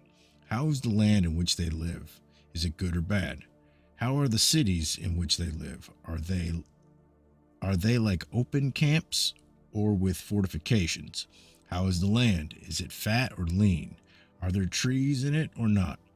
Make an effort then to get some of the fruit of the land." Now the time was the time of the first ripe grapes. So they went up and spied out the land from the wilderness of Zin as far as Rehob at Lebo Hamath. When they had gone up into the Negev, they came to Hebron, where Ahiman, Shishai, and Talmai, the descendants of Anak, were. Now Hebron was built 7 years before Zoan in Egypt.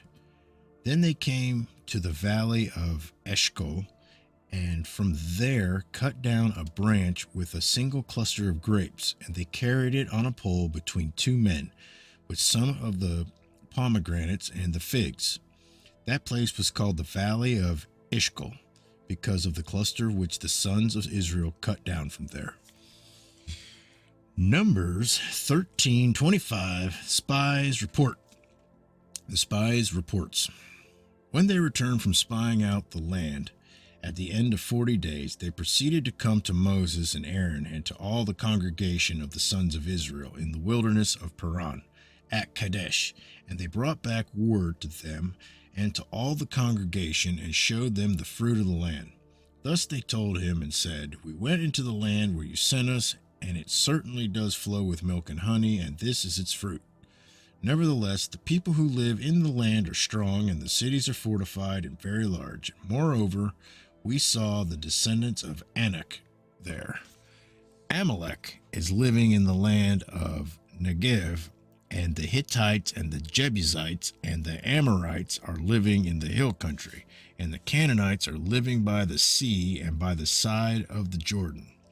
Then Caleb quieted the people before Moses and said, "We should by all means go up and take possession of it, for we will surely overcome it." But the men who had gone up with him said, "We are not able to go up against the people, for they are too strong for us." So they gave out to the sons of Israel a bad report of the land which they had spied out, saying, "The land through which we had gone in spying it out is a land that devours its inhabitants, and all the people whom we saw in the area are men of great size. There also we saw the Nephilim. The sons of Anak are part of the Nephilim, and we became like grasshoppers in our own sight, and so we were in their sight." Neat. Numbers 14. The people rebel. And all the congregation lifted up their voices and cried, and the people wept that night. And the sons of Israel grumbled against Moses and Aaron, and the whole congregation said to them, Would that we had died in the land of Egypt, or would that we had died in this wilderness? Why is the Lord bringing us into this land to fall by the sword? Our wives and our little ones will become plunder. Would it not be better for us to return to Egypt? So they said to one another, Let us appoint a leader and return to Egypt. Then Moses and Aaron fell on their faces in the presence of all the assembly of the congregation of the sons of Israel.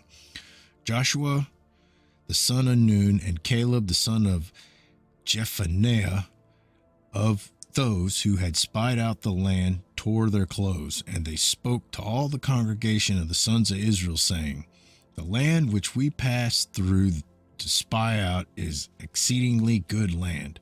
If the Lord is pleased with us, then he will bring us into this land and give it to us, a land which flows with milk and honey.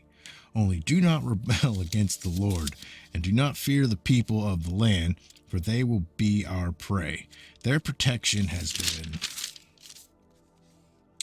been removed from them, and the Lord is with us. Do not fear them. But all the congregation said to stone them with stones.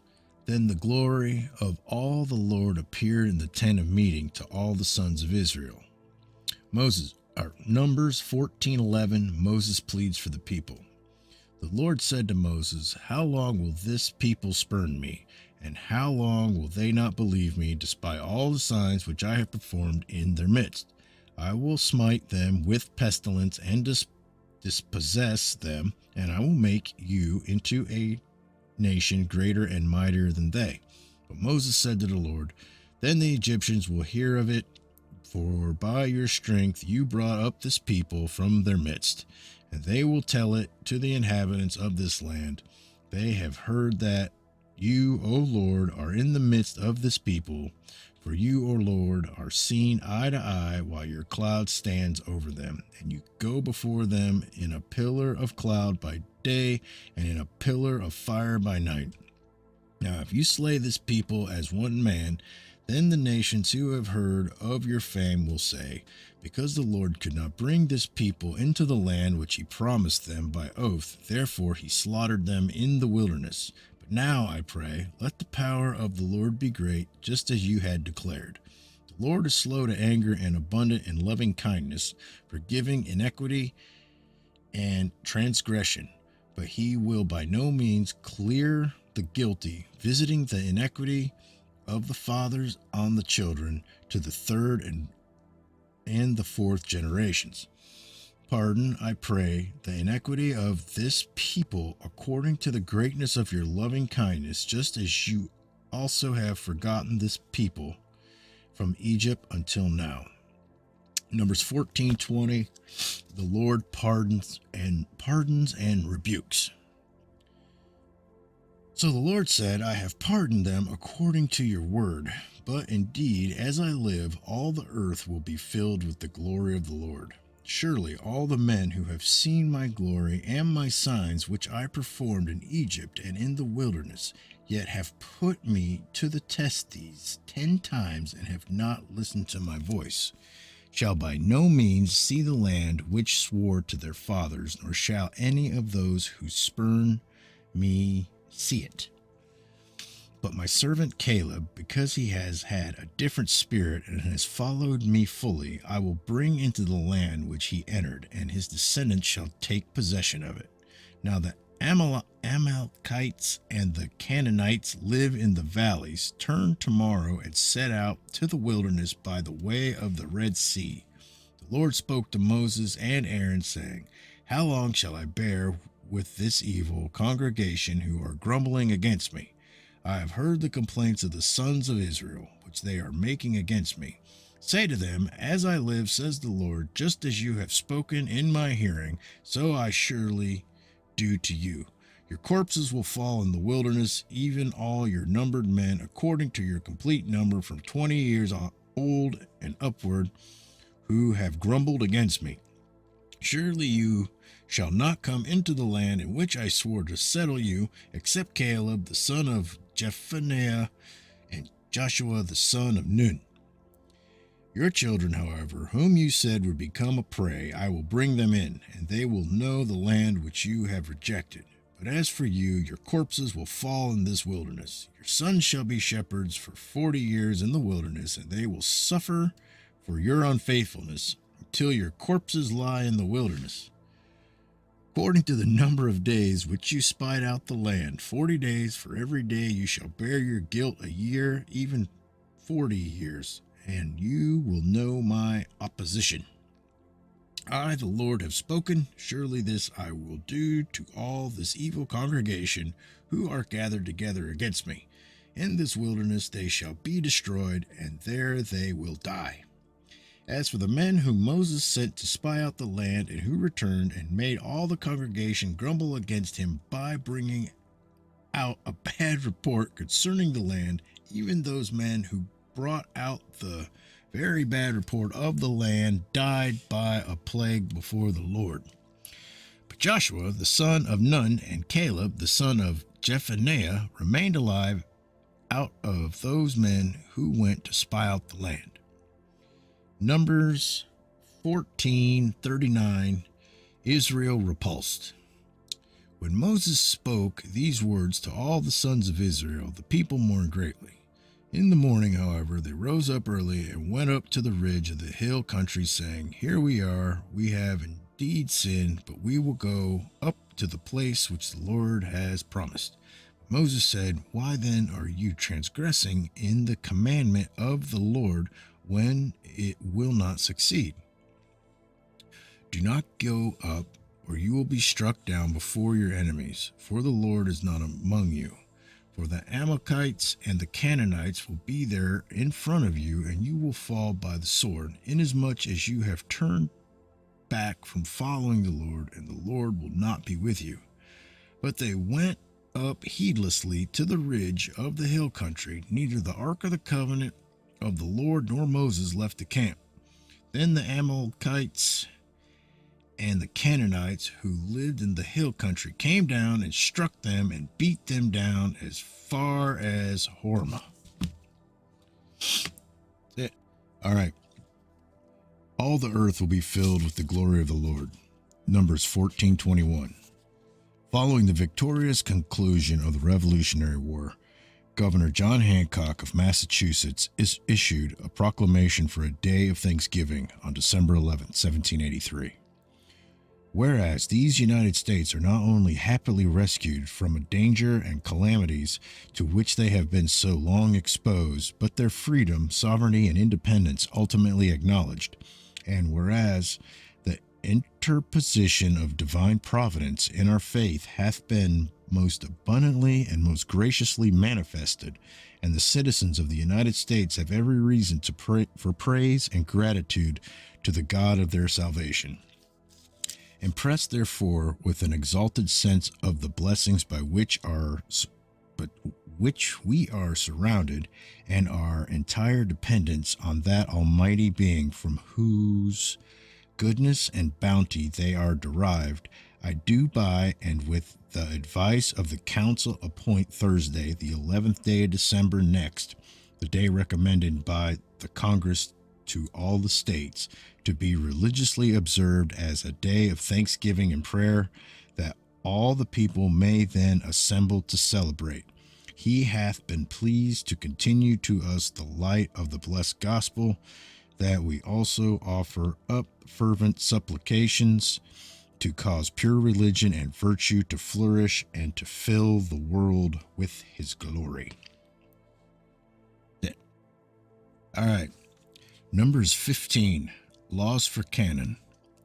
Now the Lord spoke to Moses, saying, Speak to the sons of Israel, and say to them, When you enter the land where you are to live, which I am giving you, then make an offering by fire to the Lord, a burnt offering or a sacrifice to fulfill a special vow, or as a freewill offering, or in your appointed times, to make a soothing aroma to the Lord, from the herd or from the flock.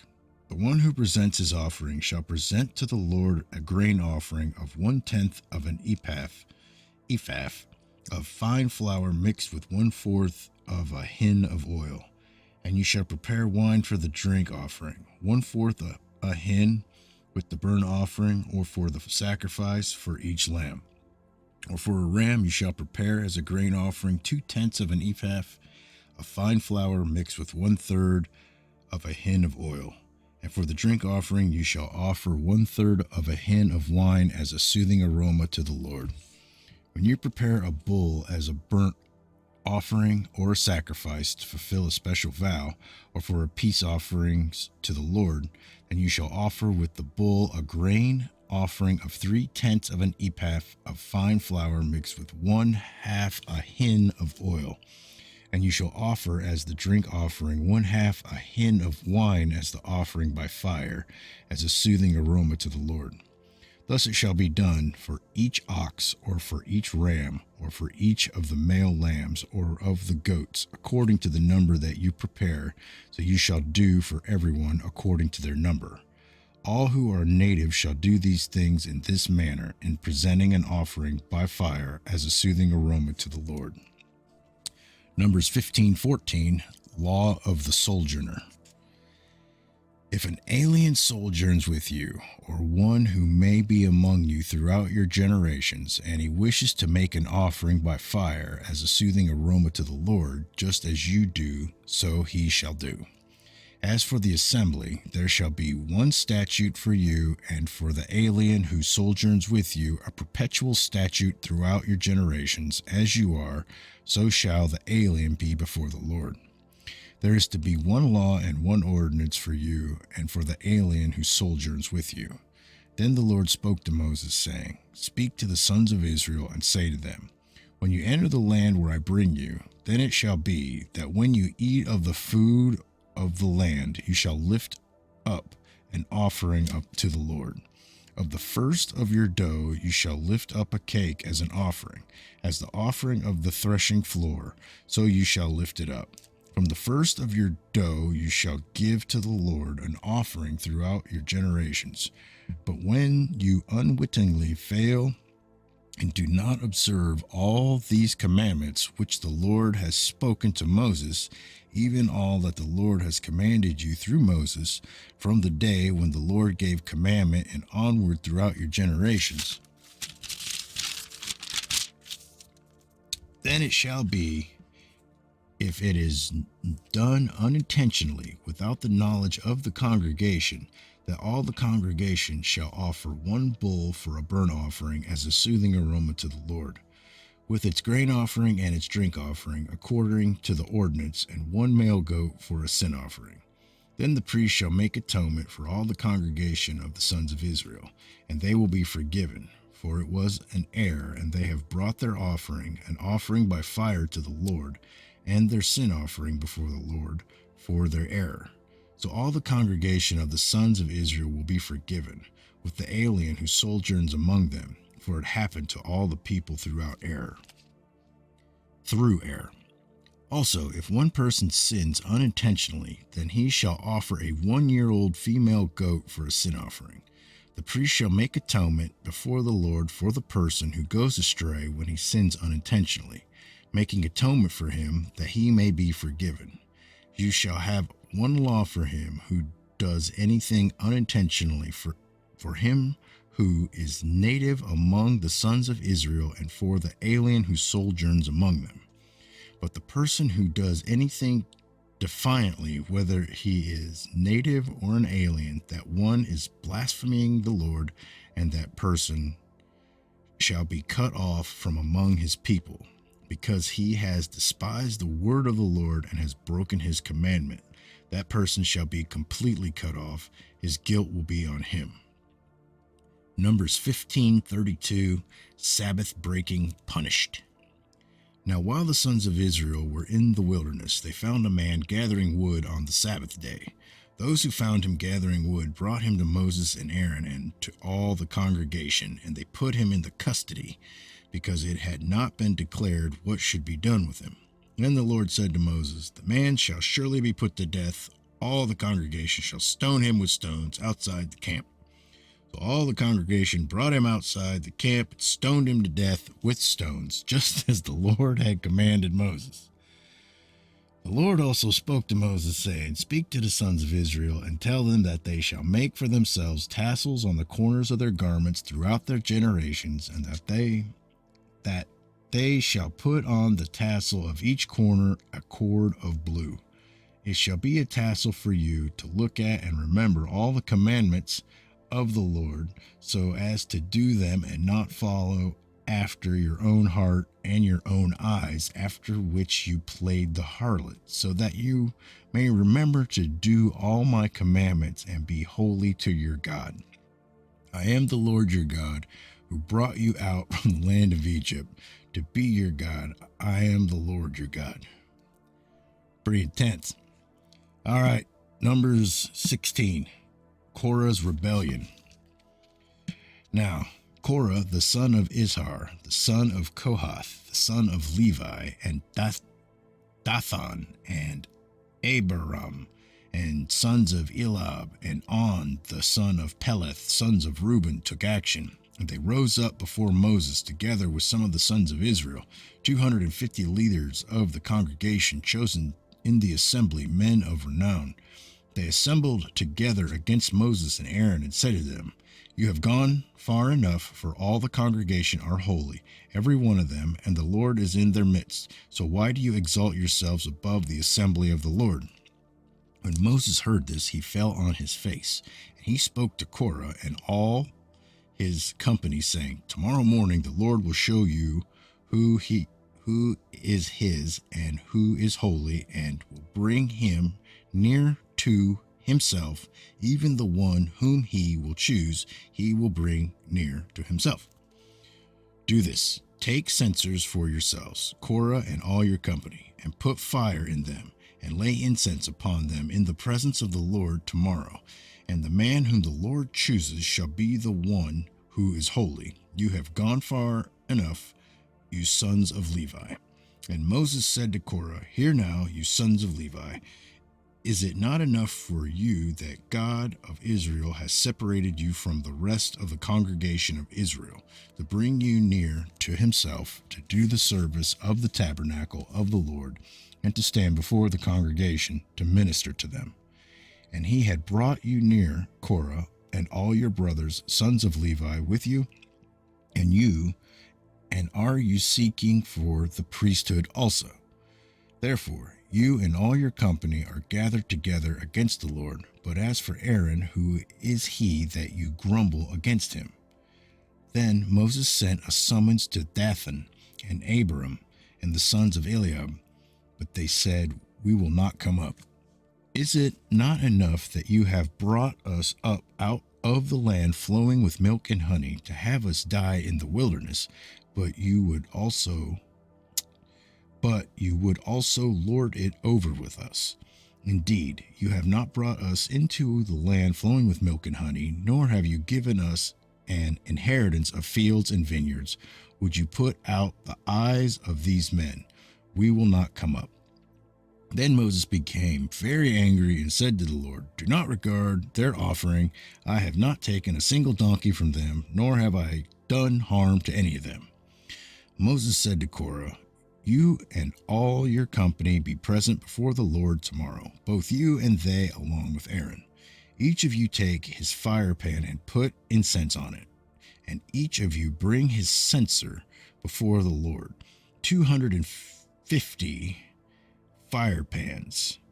Also you and Aaron shall bring his fire pan. So they each took his own censer and put fire on it and laid incense on it, and they stood at the doorway of the tent of meeting with Moses and Aaron. Thus Korah assembled all the congregation against them at the doorway of the tent of meeting, and the glory of the Lord appeared to all the congregation. Then the Lord spoke to Moses and Aaron, saying, Separate yourselves from among this congregation, that I may consume them instantly. But they fell on their faces and said, O God, God of the spirits of the flesh, of all flesh, when one man sins, will you be angry with the entire congregation? Then the Lord spoke to Moses, saying, Speak to the congregation, saying, Get back from around the dwellings of Korah, Dathan, and Abram. Then Moses arose and went to Dathan and Abram with the elders of Israel following him. And he spoke to the congregation, saying, Depart now from the tents of these wicked men, and touch nothing that belongs to them, or you will be swept away in all their sin. So they got back from around the dwellings of Korah, Dathan, and Abram, and Dathan and Abram came out and stood at the doorway of their tents, along with their wives and their sons and their little ones. Moses said, By this you shall know that the Lord has sent me to do all these deeds, for this is not my doing. If these men die the death of all men, or if they suffer the fate of all men, then the Lord has not sent me.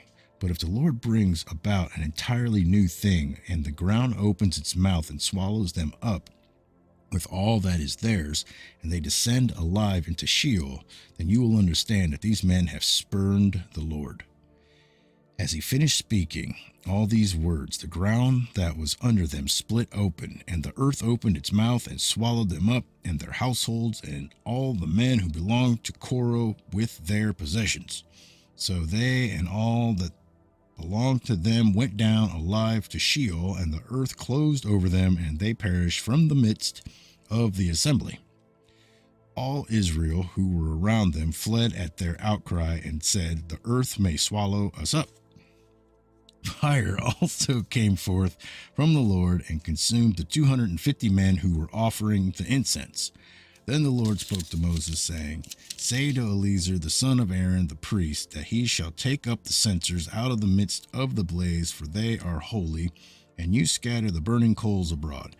As for the censers of these men who have sinned at the cost of their lives, let them be made into hammered sheets for a plating of the altar, since they did present them before the Lord, and they are holy, and they shall be for a sign to the sons of Israel.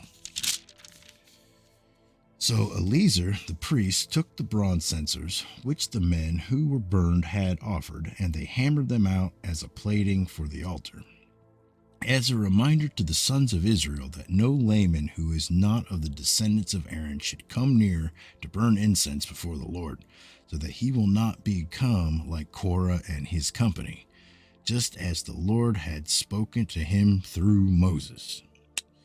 Numbers 16:41, murmuring the plague.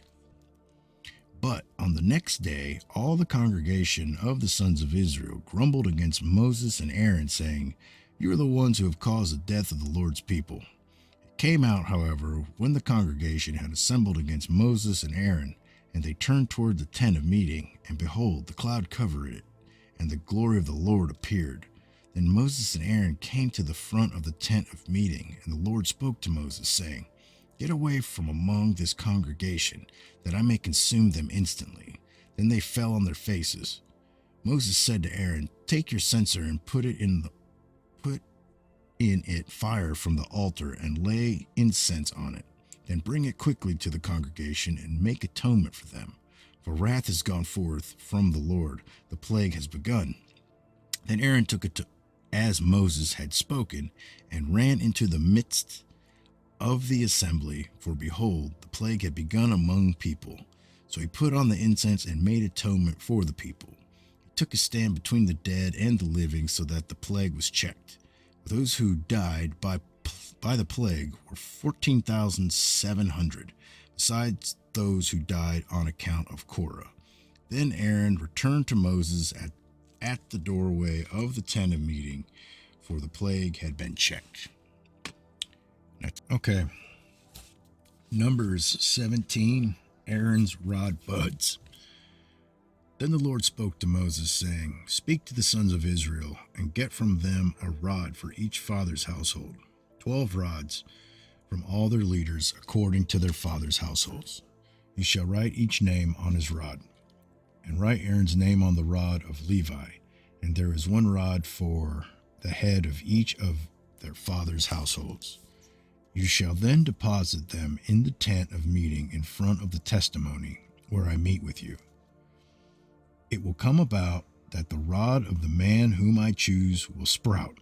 Thus I will lessen from upon myself the grumblings of the sons of Israel who are grumbling against you. Moses therefore spoke to the sons of Israel, and all their leaders gave him a rod apiece, for each leader according to their father's households, 12 rods, with a rod of Aaron among their rods. So Moses deposited the rods before the Lord in the tent of testimony. Now on the next day, Moses went into the tent of testimony, and behold, the rod of Aaron for the house of Levi had sprouted and put forth buds and produced blossoms, and it bore ripe almonds. Moses then brought out all the rods from the presence of the Lord to all the sons of Israel, and they looked, and each man took his rod. But the Lord said to Moses, Put back the rod of Aaron before the testimony to be kept as a sign against the rebels, that you may put an end to their grumblings against me, so that they will not die. Thus Moses did, just as the Lord had commanded him, so he did. Then the sons of Israel spoke to Moses, saying, Behold, we perish, we are dying, we are all dying. Everyone who comes near to the tabernacle of the Lord must die. Are we to perish completely? Numbers 18, Duties of the Levites. So the Lord said to Aaron, You and your sons and your father's household with you shall bear the guilt in connection with the sanctuary, and you and your sons with you shall bear the guilt in connection with your priesthood. But bring with you also your brothers, the tribe of Levi, the tribe of your father, that they may be joined with you and serve you, while you and your sons with you are before the tent of the testimony. And they shall thus attend to your obligation and the obligation of all the tent, but they shall not come near to the furnishings of the sanctuary and the altar, or both they and you will die. They shall be joined with you and attend to the obligations of the tent of meeting, for all the service of the tent, but an outsider may not come near you. So you shall attend to the obligations of the sanctuary and the obligations of the altar, so that there will no longer be wrath on the sons of Israel. Behold, I myself have taken your fellow Levites from among the sons of Israel. They are a gift to you, dedicated to the Lord, to perform the service for the tent of meeting. But you and your sons with you shall attend to your priesthood for everything concerning the altar and inside the veil, and you are to perform service. I am giving you the priesthood as a bestowed service, but the outsider who comes near shall be put to death. Numbers 18:8, the priest's portion. Then the Lord spoke to Aaron, Now behold, I myself have given you charge of my offerings. Even all the holy gifts of the sons of Israel I have given them to you as a portion, and to your sons as perpetual allotment. This shall be yours from the most holy gifts reserved from the fire. Every offering of theirs, even every grain offering, and every sin offering, and every guilt offering, which they shall render to me, shall be most holy for you and for your sons. As the most holy gifts you shall eat it. Every male shall eat it. It shall be holy to you. This also is yours, the offering of their gift, even all the wave offerings of the son of Israel.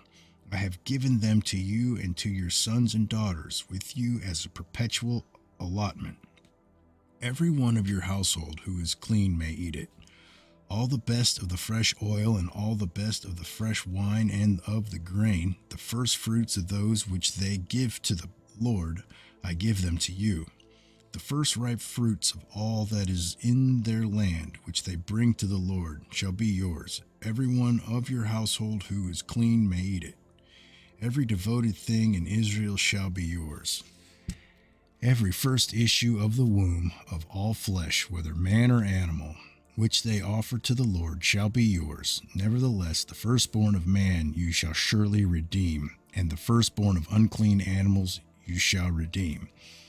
As to their redemption price, from a month old you shall redeem them by your valuation, 5 shekels in silver, according to the shekel of the sanctuary, which is 20 gerahs. But the firstborn of an ox, or the firstborn of a sheep, or the firstborn of a goat you shall not redeem. They are holy. You shall sprinkle their blood on the altar, and should offer up their fat in smoke as an offering by fire for a soothing aroma to the Lord. Their meat shall be yours. It shall be like the breast of a wave offering, and like the right thigh. All the offerings of the holy gifts which the sons of Israel offer to the Lord, I have given to you and your sons and your daughters with you as perpetual allotment. It is an everlasting covenant of salt before the Lord to you and your descendants with you. Then the Lord said to Aaron, You shall have no inheritance in their land, nor own any portion among them. I am your portion and your inheritance among the sons of Israel. To the sons of Levi, behold, I have given all the tithe in Israel for an inheritance, in return for their service, which they perform the service of the tent of meeting. The sons of Israel shall not come near the tent of meeting again, or they will bear sin and die. Only the Levites shall perform the service of the tent of meeting, and they shall bear their iniquity. It shall be a perpetual statute throughout your generations, and among the sons of Israel they shall have no inheritance. For the tithe of the sons of Israel which they offer as an offering to the Lord, I have given to the Levites for an inheritance. Therefore I have said concerning them, they shall have no inheritance among the sons of Israel. The Lord spoke to Moses, saying, Moreover, you shall speak to the Levites and say to them, When you take from the sons of Israel the tithe which I have given you from them for your inheritance, then you shall present an offering from it to the Lord, a tithe of the tithe. Your offering shall be reckoned to you as the grain from the threshing floor, or the full produce from the wine vat. So you shall also present an offering to the Lord from your tithes, which you receive from the sons of Israel, and from it you shall give the Lord's offering to Aaron the priest. Out of all your gifts you shall present every offering due to the Lord, from all the best of them, the sacred part from them. You shall say to them, When you have offered from it the best of it, then the rest shall be reckoned to the Levites as the product of the threshing floor, and as the product of the wine vat. You may eat it anywhere, you and your households, for it is your compensation in return for your service in the tent of meeting. You will bear no sin by reason of it when you have offered the best of it, but you shall not profane the sacred gifts of the sons of Israel, or you will die. All right. Numbers 19, Ordinance of the Red Heifer. Then the Lord spoke to Moses and Aaron, saying, This is the statute of the law which the Lord has commanded, saying, Speak to the sons of Israel, that they bring you an unblemished red heifer, in which is no defect, and on which a yoke has never been placed. You shall give it to Eleazar the priest, and it shall be brought outside the camp and be slaughtered in his presence. Next, Eleazar the priest shall take some of its blood with its finger and sprinkle some of its blood towards the front of the tent of meeting 7 times. Then the heifer shall be burned in his sight. Its hide and its flesh and its blood with its refuse shall be burned. The priest shall take cedar wood and hyssop and scarlet material and cast it into the midst of the burning heifer. The priest shall then wash his clothes and bathe his body in water, and afterward come into the camp. But the priest shall be unclean until evening. The one who burns it shall also wash his clothes in water and bathe his body in water, and shall be unclean until evening. Now a man who is clean shall gather up the ashes of the heifer and deposit them outside the camp in a clean place. And a congregation of the sons of Israel shall keep it as water to remove impurity, its purification from sin. The one who gathers the ashes of the heifer shall wash his clothes and be unclean until evening, and it shall be a perpetual statute to the sons of Israel and to the alien who sojourns among them. The one who touches the corpse of any person shall be unclean for 7 days. That one shall purify himself from uncleanness with the water on the 3rd day and on the 7th day, and then he will be clean. But if he does not purify himself on the 3rd day and on the 7th day, he will not be clean. Anyone who touches a corpse, the body of a man who has died, and does not purify himself, defiles the tabernacle of the Lord, and that person shall be cut off from Israel, because the water for impurity was not sprinkled on him. He shall be unclean, his uncleanliness is still on him. This is the law when a man dies in a tent. Everyone who comes into the tent and everyone who is in the tent shall be unclean for 7 days. Every open vessel which has no covering tied down on it shall be unclean.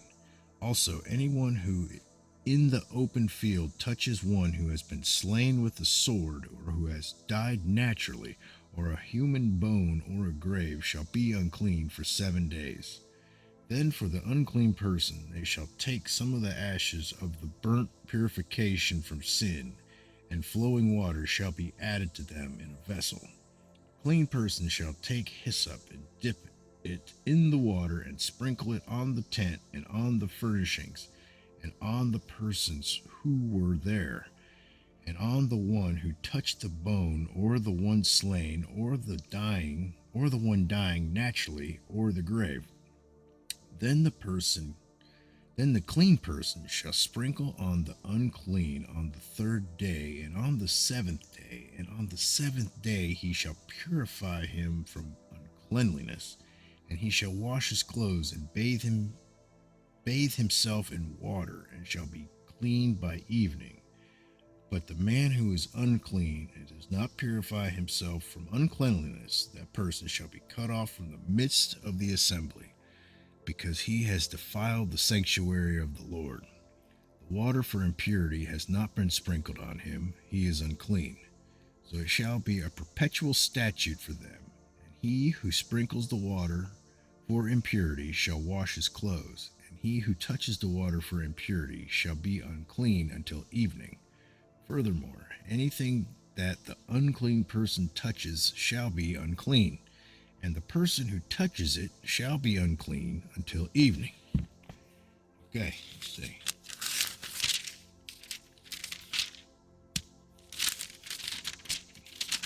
Yeah, I'll do 20. Numbers 20. Death of Miriam. Then the sons of Israel, the whole congregation, came to the wilderness of Zin in the 1st month, and the people stayed at Kadesh. Now Miriam died there and was buried there. There was no water for the congregation, and they assembled themselves against Moses and Aaron. The people thus contended with Moses and spoke, saying, If only we had perished where our brothers perished before the Lord. Why then have you brought the Lord's assembly into the wilderness for us and our beasts to die here? Asking a question. Why then have you brought the Lord's assembly into the wilderness for us and our beasts to die here? Why have you made us come up from Egypt to bring us into this wretched place? It is not a place of grain or figs or vines or pomegranates, nor is there water to drink. Then Moses and Aaron came in from the presence of the assembly to the doorway of the tent of meeting and fell on their faces. Then the glory of the Lord appeared to them, and the Lord spoke to Moses, saying, all right, Numbers 28, the water of Meribah. Take the rod, and you and your brother Aaron assemble the congregation and speak to the rock before their eyes, that it may yield its water. You shall thus bring forth water for them out of the rock, and let the congregation and their beasts drink. So Moses took the rock from before the Lord, just as he commanded him. And Moses and Aaron gathered the assembly before the rock. And he said to them, Listen now, you rebels. Shall we bring forth water for you out of this rock? Then Moses lifted up his hand and struck the rock twice with his rod, and water came forth abundantly, and the congregation and their beasts drank. But the Lord said to Moses and Aaron, Because you have not believed me to treat me as holy in the sight of the sons of Israel, therefore you shall not bring this assembly into the land which I have given them. Those were the waters of Meribah, because the sons of Israel contended with the Lord, and he proved himself holy among them. From Kadesh, Moses then sent messengers to the king of Edom. Thus your brother Israel has said, you know all the hardship that has befallen us, that our fathers went down to Egypt, and we stayed in Egypt a long time, and the Egyptians treated us and our fathers badly. But when we cried out to the Lord, he heard our voice and sent an angel and brought us out from Egypt. Now behold, we are at Kadesh, a town on the edge of your territory. Please let us pass through your land. We will not pass through field or through vineyard. We will not even drink water from a well. We will go along the king's highway, not turning to the right or left until we pass through your territory. Edom, however, said to him, you shall not pass through us, or I will come out with the sword against you.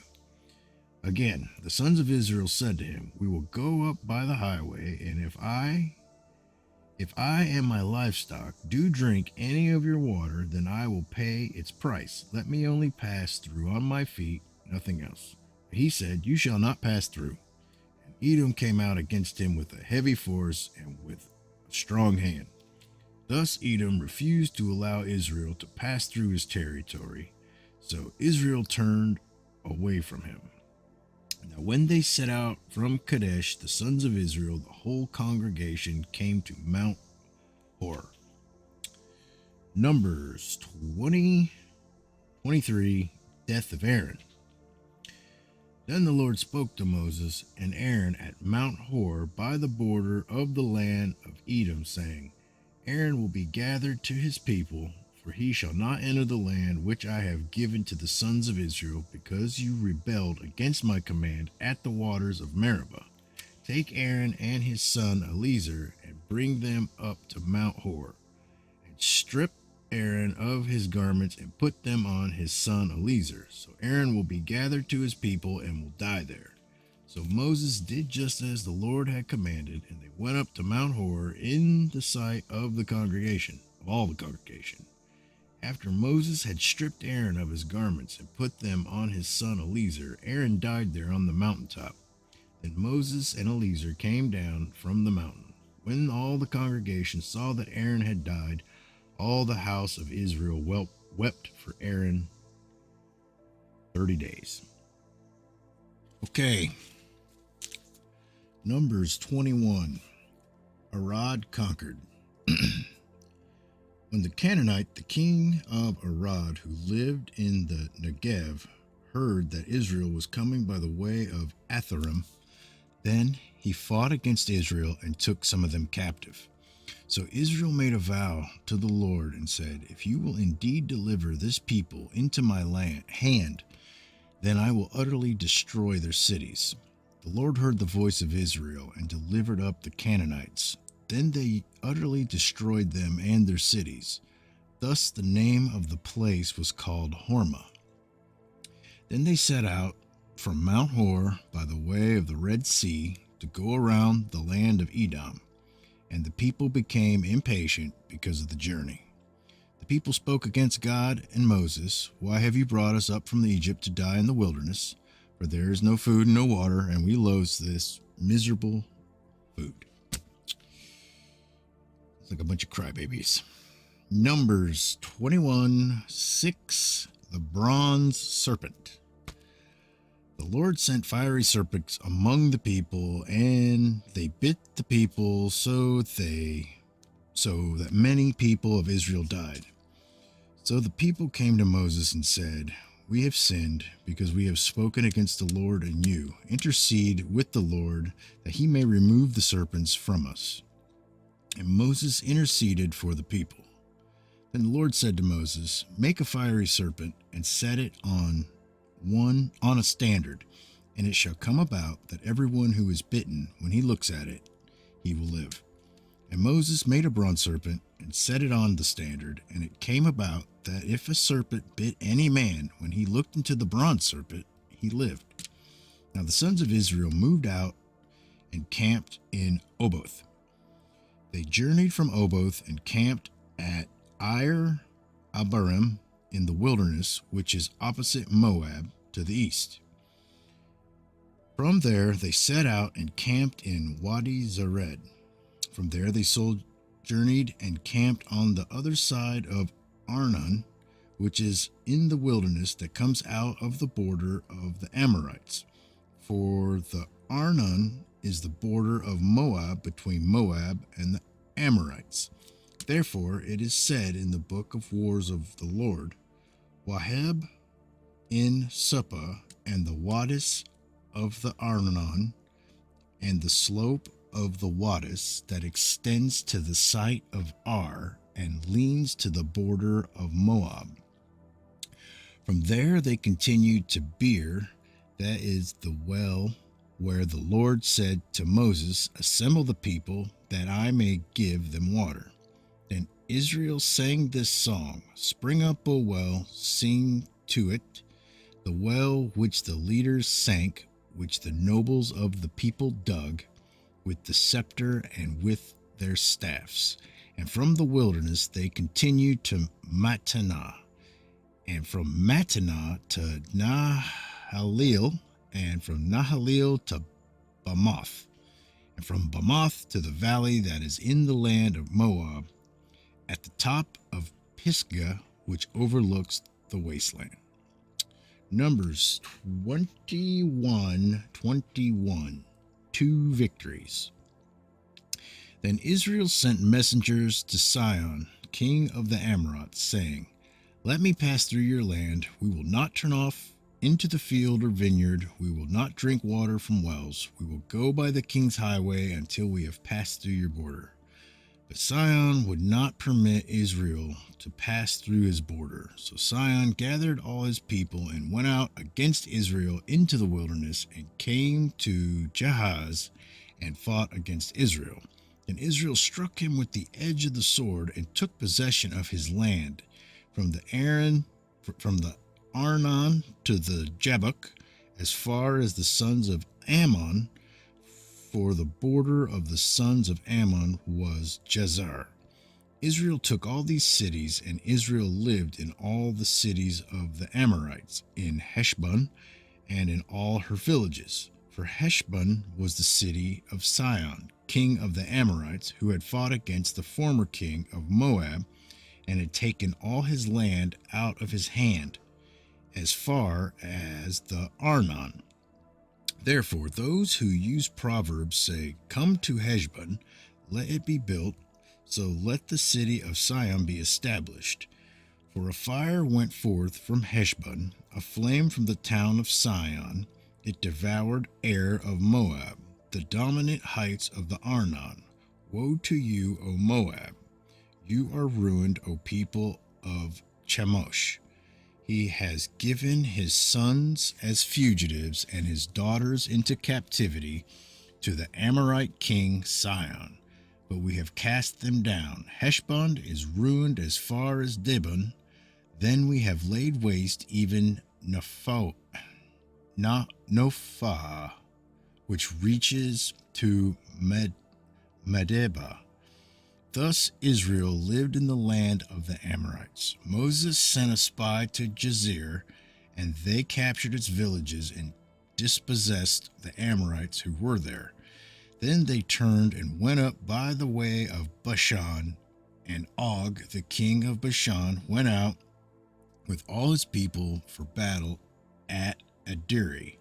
But the Lord said to Moses, Do not fear him, for I have given him into your hand, and all his people and his land, and you shall do to him as you did to Sihon, king of the Amorites, who lived in Heshbon.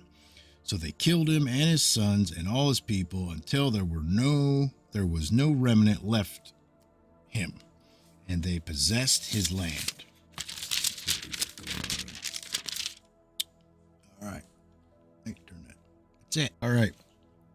Numbers 22. Balak sends for Balaam. Then the sons of Israel journeyed and camped in the plains of Moab, beyond the Jordan, opposite Jericho. Now Balak the son of Zippor saw all that Israel had done to the Amorites. So Moab was in great fear because of the people, for they were numerous, and Moab was in dread of the sons of Israel. Moab said to the elders of Midian, Now this horde will lick up all that is around us, as the ox licks up the grass of the field. And Balak the son of Zippor was king of Moab at that time. So he sent messengers to Balaam the son of Beor at Pethor, which is near the river in the land of the sons of his people, to call him, saying, Behold, a people came out of Egypt. Behold, they cover the surface of the land, and they are living opposite of me. Now, therefore, please come, curse this people for me, since they are too mighty for me. Perhaps I may be able to defeat them and drive them out of the land. For I know that he whom you bless is blessed, and he whom you curse is cursed. So the elders of Moab and the elders of Midian departed with the fees for divination in their hand, and they came to Balaam and repeated Balak's words to him. He said to them, Spend the night here, and I will bring word back to you as the Lord may speak to me. And the leaders of Moab stayed with Balaam. Then God came to Balaam and said, Who are these men with you? Balaam said to God, Balak, the son of Zippor, king of Moab, has sent word to me. Behold, there is a people who came out of Egypt, and they cover the surface of the land. Now come, curse them for me. Perhaps I may be able to fight against them and drive them out. God said to Balaam, Do not go with them. You shall not curse the people, for they are blessed. So Balaam arose in the morning and said to Balak's leaders, Go back to your land, for the Lord has refused to let me go with you. The leaders of Moab rose and went to Balak and said, Balaam refused to come with us. Balak again sent leaders, more numerous and more distinguished than the former.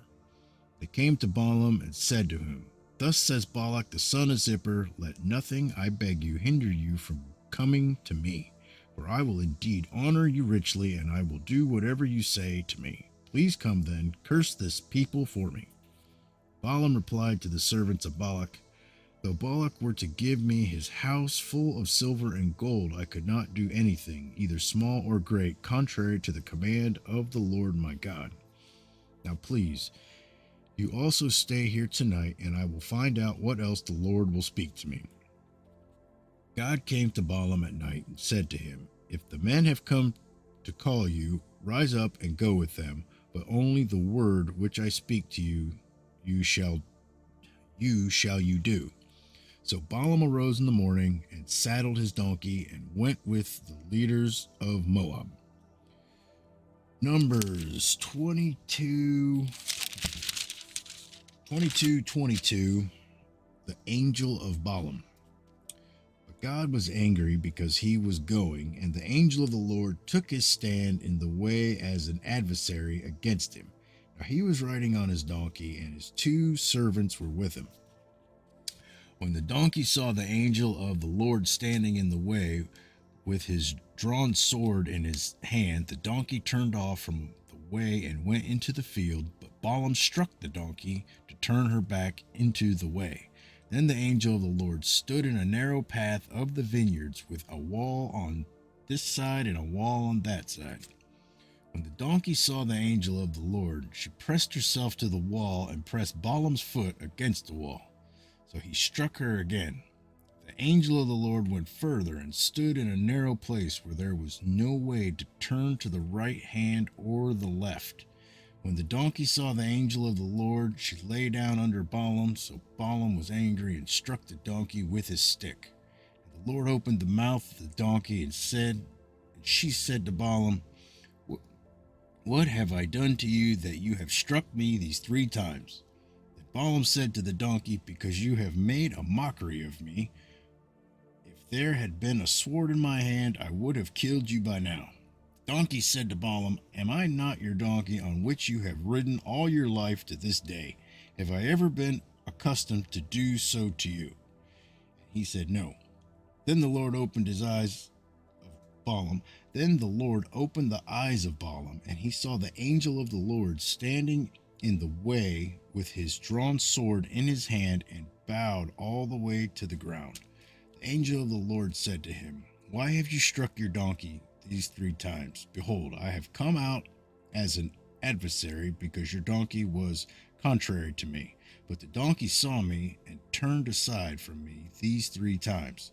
If she had not turned aside from me, I would surely have killed you just now and let her live. Balaam said to the angel of the Lord, I have sinned, for I did not know that you were standing in the way against me. Now then, if it is displeasing to you, I will turn back. But the angel of the Lord said to Balaam, Go with the men, but you shall speak only with the word which I tell you. So Balaam went along with the leaders of Balak. When Balak heard that Balaam was coming, he went out to meet him at the city of Moab, which is on the Arnon border, at the extreme end of the border. Then Balak said to Balaam, Did I not urgently send to you to call you? Why did you not come to me?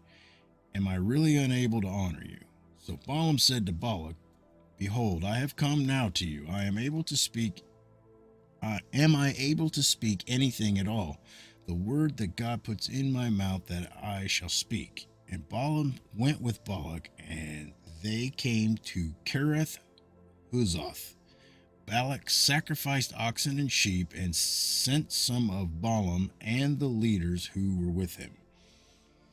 Then it came about in the morning that Balak took Balaam and brought him up to the high places of Baal, and he saw from there a portion of the people. And that is it. All right. Benjamin Rush, 1745 to 1813. This signer of the Declaration of Independence was a true Renaissance man, an expert in many areas, considered the father of public schools under the Constitution. He was a noted educator, starting 5 colleges and universities. As a physician, he is called the father of American medicine. He was a local civil rights leader, helping start America's first abolition society and leading national abolition efforts. He also started the Sunday school movement in America and the nation's first Bible society. John Adams considered Dr. Rush one of America's 3 most notable founding fathers, ranking him along with George Washington and Benjamin Franklin. Okay, Numbers 23.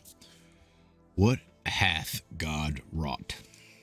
In Genesis 12, God promised Abraham, I will make you a great nation, and I will bless those who bless you, and the ones who curse you I will curse. That covenant is of perpetual obligation, and throughout the scriptures, those who fought against Israel, the nation that came from Abraham, found themselves fighting directly against God. This was frequently demonstrated during Israel's exodus and subsequent journey to the Promised Land. Not only did God intervene to destroy Egypt by oppressing his people, but then as Israel subsequently traveled across the wilderness, God destroyed every nation that rose up against them. The Moabites and the Midianites saw this and decided to take a different tack and attempt to defeat them. Gathering a large sum of money, they sent Balak to the prophet named Balaam to hire him to place a curse on Israel, promising him great financial rewards if he would do so. When Balaam attempted to curse Israel, God directly intervened and told him to pronounce a blessing on them instead. As part of the blessing, Balaam prophesied that not only would Israel be protected and prospered by God, but the nations would marvel at her and say, What hath thou wrought? Numbers 23:23. Interestingly, this Bible phrase became a significant part of American scientific and technological history. Samuel F.B. Morse, 1791 to 1872, was a noted painter and inventor responsible for the development of the telegraph and the Morse code. While painting a portrait of Washington, D.C. in 1825, he received word that his wife in New England was seriously ill.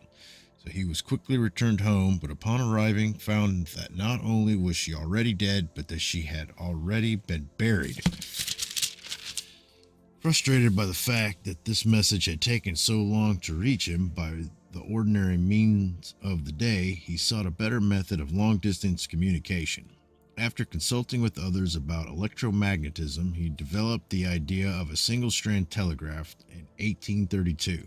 Originally, he could transmit messages only over a short span, but after working with some scientific friends, they finally developed a means of transmitting magnetic signals over long distances. After demonstrating his invention at the U.S. Capitol, Congress appropriated money to construct a 38-mile-long telegraph line between the Capitol and Baltimore. On May 24, 1844, at the suggestion of a friend, Morris sent the Bible message, "What hath God wrought?"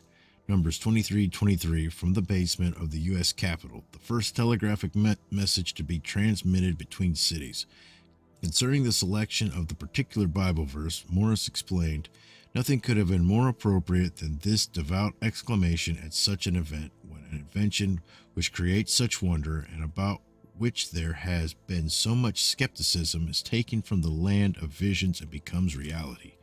He similarly told his brother, "What hath God wrought? It is his work, and he alone could have carried me thus far through all my trials and enabled me to triumph over obstacles, physical and moral, which oppose me. Not unto us, but thy name, O Lord, be all the praise." Psalm 115:11.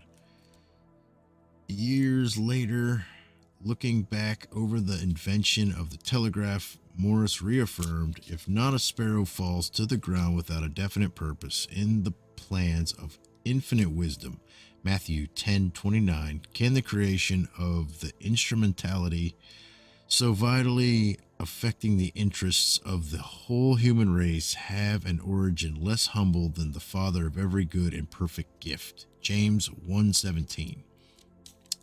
I use the words of inspiration in ascribing honor and praise to him, and whom first all the most of all it is preeminently due. Not unto us, but to God be all the glory. Not what hath man, but what hath God wrought. Morris's discovery, which has acknowledged a coming directly from God, revolutionized communication. He believed that Numbers 23:23 was a fitting characterization of the societal impact resulting from this momentous innovation. More illustrations on the intrinsic connection between the Bible and scientific advances, see the commentary accompanying Psalm 8 and Daniel 1. All right. Numbers 23, the prophecies of Balaam. Then Balaam said to Balak, "Build 7 altars for me here, and prepare 7 bulls and 7 rams for me here." Balak did just as Balaam had spoken, and Balak and Balaam offered up a bull and a ram on each altar. Then Balaam said to Balak, "Stand beside your burnt offering, and I will go. Perhaps the Lord will come to meet me, and whatever he shows me I will tell you." So he went to a bare hill. Now God met Balaam, and he said to him, "I have set up the 7 altars, and I have offered up a bull and a ram on each altar." Then the Lord put a word in Balaam's mouth and said, "Return to Balak, and you shall speak thus." So he returned to him, and behold, he was standing beside his burnt offering, and he and all the leaders of Moab. He took up his discourse, and he said, From Aram Balak has brought me, Moab's king from the mountains of the east. Come curse Jacob for me, and come denounce Israel. How shall I curse the God has not cursed? How shall I curse whom God has not cursed? And how can I denounce whom the Lord has not denounced? As I see him from the tops of the rocks, and I look at him from the hills, behold, a people who dwells apart, and will not be reckoned along the nations. Who can count the dust of Jacob, or the number the 4th part of Israel? Let me die the death of the upright, and let my end be like his. Then Balak said to Balaam, "What have you done to me? I took you to curse my enemies, but behold, you have actually blessed them." He replied, Must I not be careful to speak what the Lord puts in my mouth?" Then Balak said to him, "Please come with me to another place from where you may see them, although you will only see the extreme end of them and will not see all of them, and curse them for me from there." So he took him to the field of Zophim, to the top of Pisgah, and built 7 altars and offered a bull and a ram on each altar. And he said to Balak, "Stand here beside your burnt offering, while I myself meet the Lord over there." Then the Lord met Balaam and put a word in his mouth and said, "Return to Balak, and thus you shall speak." He came to him, and behold, he was standing beside his burnt offering, and the leaders of Moab with him. And Balak said to him, What has the Lord spoken?" Then he took up his discourse and said, "Arise, O Balak, and hear. Give ear to me, O son of Zippor. God is not a man, and he should lie, nor a son of man, that he should repent. Has he said, and will he not do it? Or has he spoken, and will he not make it good? Behold, I have received a command to bless. When he has blessed, then I cannot revoke it. He has not observed misfortune in Jacob, nor has he seen trouble in Israel. The Lord his God is with him, and the shout of a king is among them. God brings them out of Egypt. He is for them like the horns of the wild ox.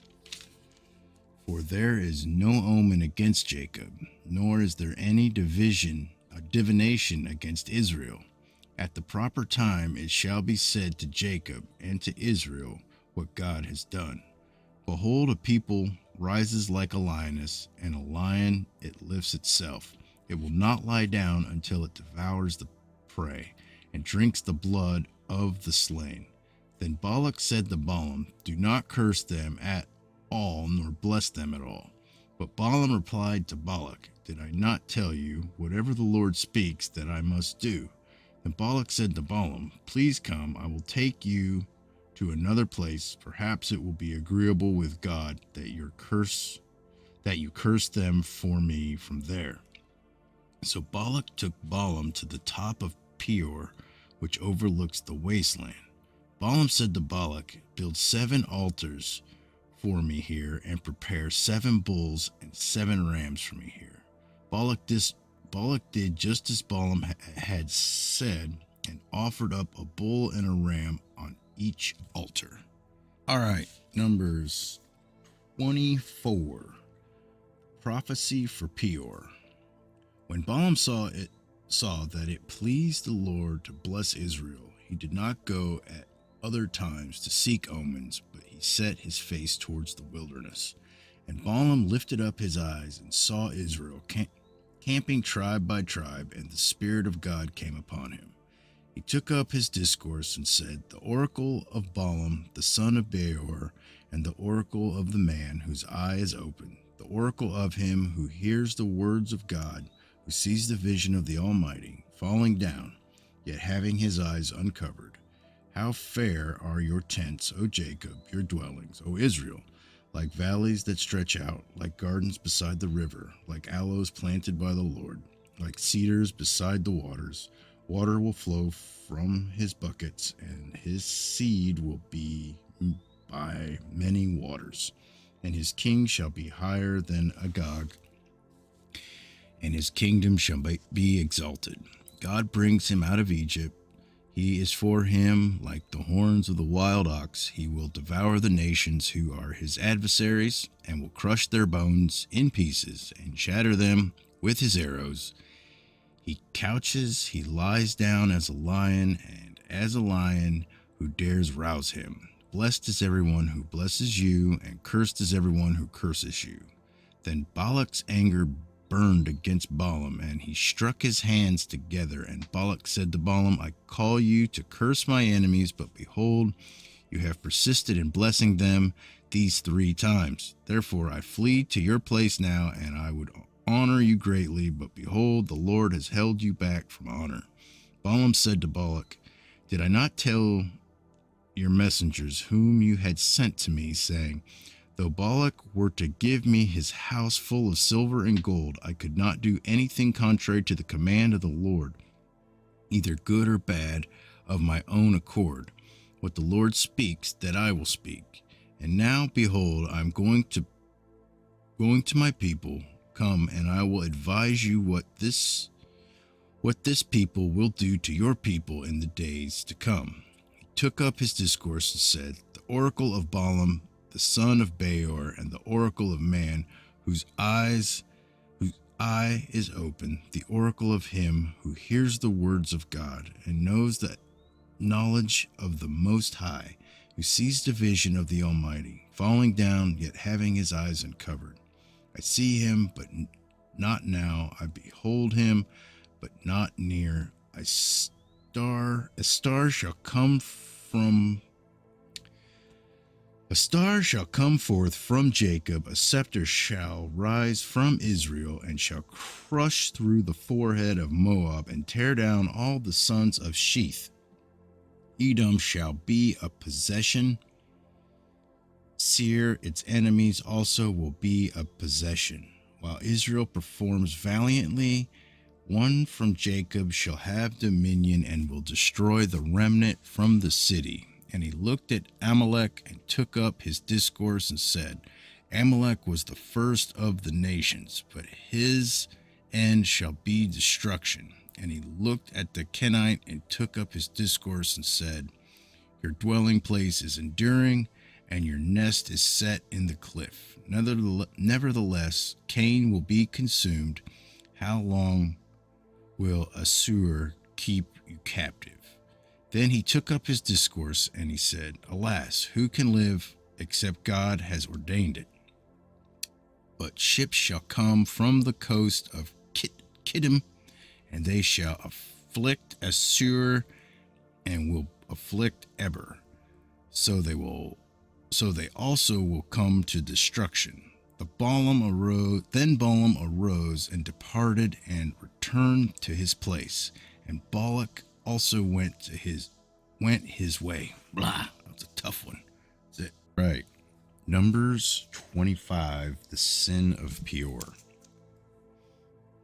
While Israel remained at Shittim, the people began to play the harlot with the daughters of Moab, for they invited the people to the sacrifices of their gods, and the people ate and bowed down to their gods. So Israel joined themselves to Baal of Peor, and the Lord was angry against Israel. The Lord said to Moses, Take all the leaders of the people and execute them in broad daylight before the Lord, so that the fierce anger of the Lord may turn away from Israel. So Moses said to the judges of Israel, Each of you slay his men who have joined themselves to Baal of Peor.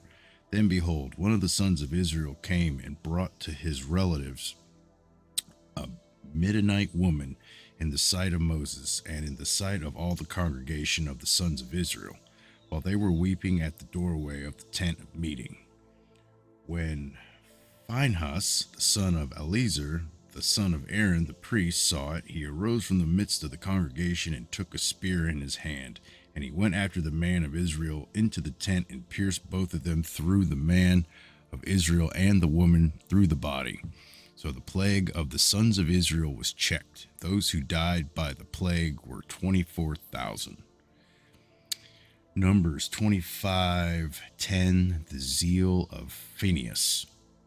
Then the Lord spoke to Moses, saying, Phinehas, the son of Eleazar, the son of Aaron the priest, has turned away my wrath from the sons of Israel, in that he was jealous with my jealousy among them, so that I did not destroy the sons of Israel in my jealousy. Therefore, behold, I gave him my covenant of peace, and it shall be for him and his descendants after him a covenant of a perpetual priesthood, because he was jealous for his God and made atonement for the sons of Israel. Now the name of the slain man of Israel, who was slain with the Midianite woman, was Zimri, the son of Salu, a leader of the father's household among the Semonites. The name of the Midianite woman who was slain was Cosbi, the daughter of Zur, who was head of the people of a father's household in Midian. And then the Lord spoke to Moses, saying, Be hostile to the Midianites and strike them, for they have been hostile to you with their tricks, and which they have deceived you in the affair of Peor, and in the affair of Cosbi, the daughter of the leader of Midian, their sister, who was slain on the day of the plague because of Peor. Numbers 26, census of a new generation. Then it came about after the plague that the Lord spoke to Moses and to Eleazar and the son of the priest, saying, Take a census of all the congregation of the sons of Israel from 20 years old and upward, by their fathers' households, whoever is able to go out to the war in Israel. So Moses and Eleazar the priest spoke with them in the plains of Moab by the Jordan at Jericho, saying, Take a census of the people from 20 years old and upward, as the Lord has commanded Moses. Now the sons of Israel who came out of the land of Egypt were Reuben, Israel's firstborn. The sons of Reuben, of Hanok, the family of Hanoiks, of Palu, the family of the Paluts, of Hezron, the family of the Hezronites, and Carmi, the family of the Carmites. These are the families of the Reubenites, and those who were numbered of them were 43,730. The son of Palu, Eliab. The sons of Eliab, Nemael, and Dathan, and Abiram. These are the Dathan and Abram who were called by the congregation who contended against Moses and against Aaron in the company of Korah when they contended against the Lord. And the earth opened its mouth and swallowed them up along with Korah when that company died, when the fire devoured 250 men so that they became a warning. The sons of Korah, however, did not die. The sons of Simeon, according to their families, of Nemuel, the family of Nemuelites, of Jamin, the family of Jaminites, and Jachin, the family of Jachinites, of Zerah, the family of Zerites, of Shaul, the family of Shaulites. These are the families of the Semonites, 22,200. The son of Gad, according to their families, of Zephon, the family of Zephonites, of Haggi, the family of Haggites, of Shuni, the family of Shunites, of Ozni, the family of Oznites, of Eri, the family of Erites, of Arad, the family of Ardites, of Ariel, the family of Arelites. These are the families of the sons of Gad, according to those who were numbered of them, 40,500. The sons of Judah were and Onan.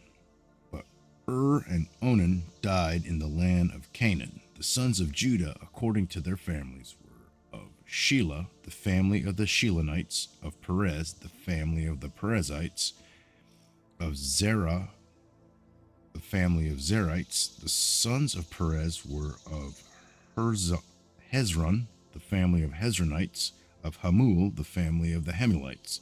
These are the families of Judah, according to those who were numbered of them, 76,500. Sons of Issachar, according to their families, of Tola, the family of Tolites, of Puvah, the family of the Punites, of Jeshub, the family of the Jeshubites, of Shimron, the family of Shimronites. These are the families of Issachar, according to those who were numbered of them, 64,300. The sons of Zebulun, according to their families, of Sered, the family of Sereds, of Elon, the family of Elonites, of Jehiel, the family of Jehilites. These are the families of Zebulunites, according to those who were numbered of them, 60,500. The sons of Joseph, according to their families, Manasseh and Ephraim. The sons of Manasseh, of Machir, the family of the Machirites, and Machir became the father of Gilead, the family of the Gileadites. These are the sons of Gilead, of Ezer, the family of Ezerites, of Helek, the family of the Helekites, of Azriel, the family of the Azrielites, and of Shechem, the family of the Shechemites, and of Shemidia, the family of the Shemidaites, and Hepher, the family of the Hepherites. Now, Zelophehad, the son of Hefer had, wait, now Zeliophehad, the son of Hefer, had no sons, but only daughters, and the names of the daughters were of Zelophehad were Mahla, Noah, Hogla, Milcah, and Tisra.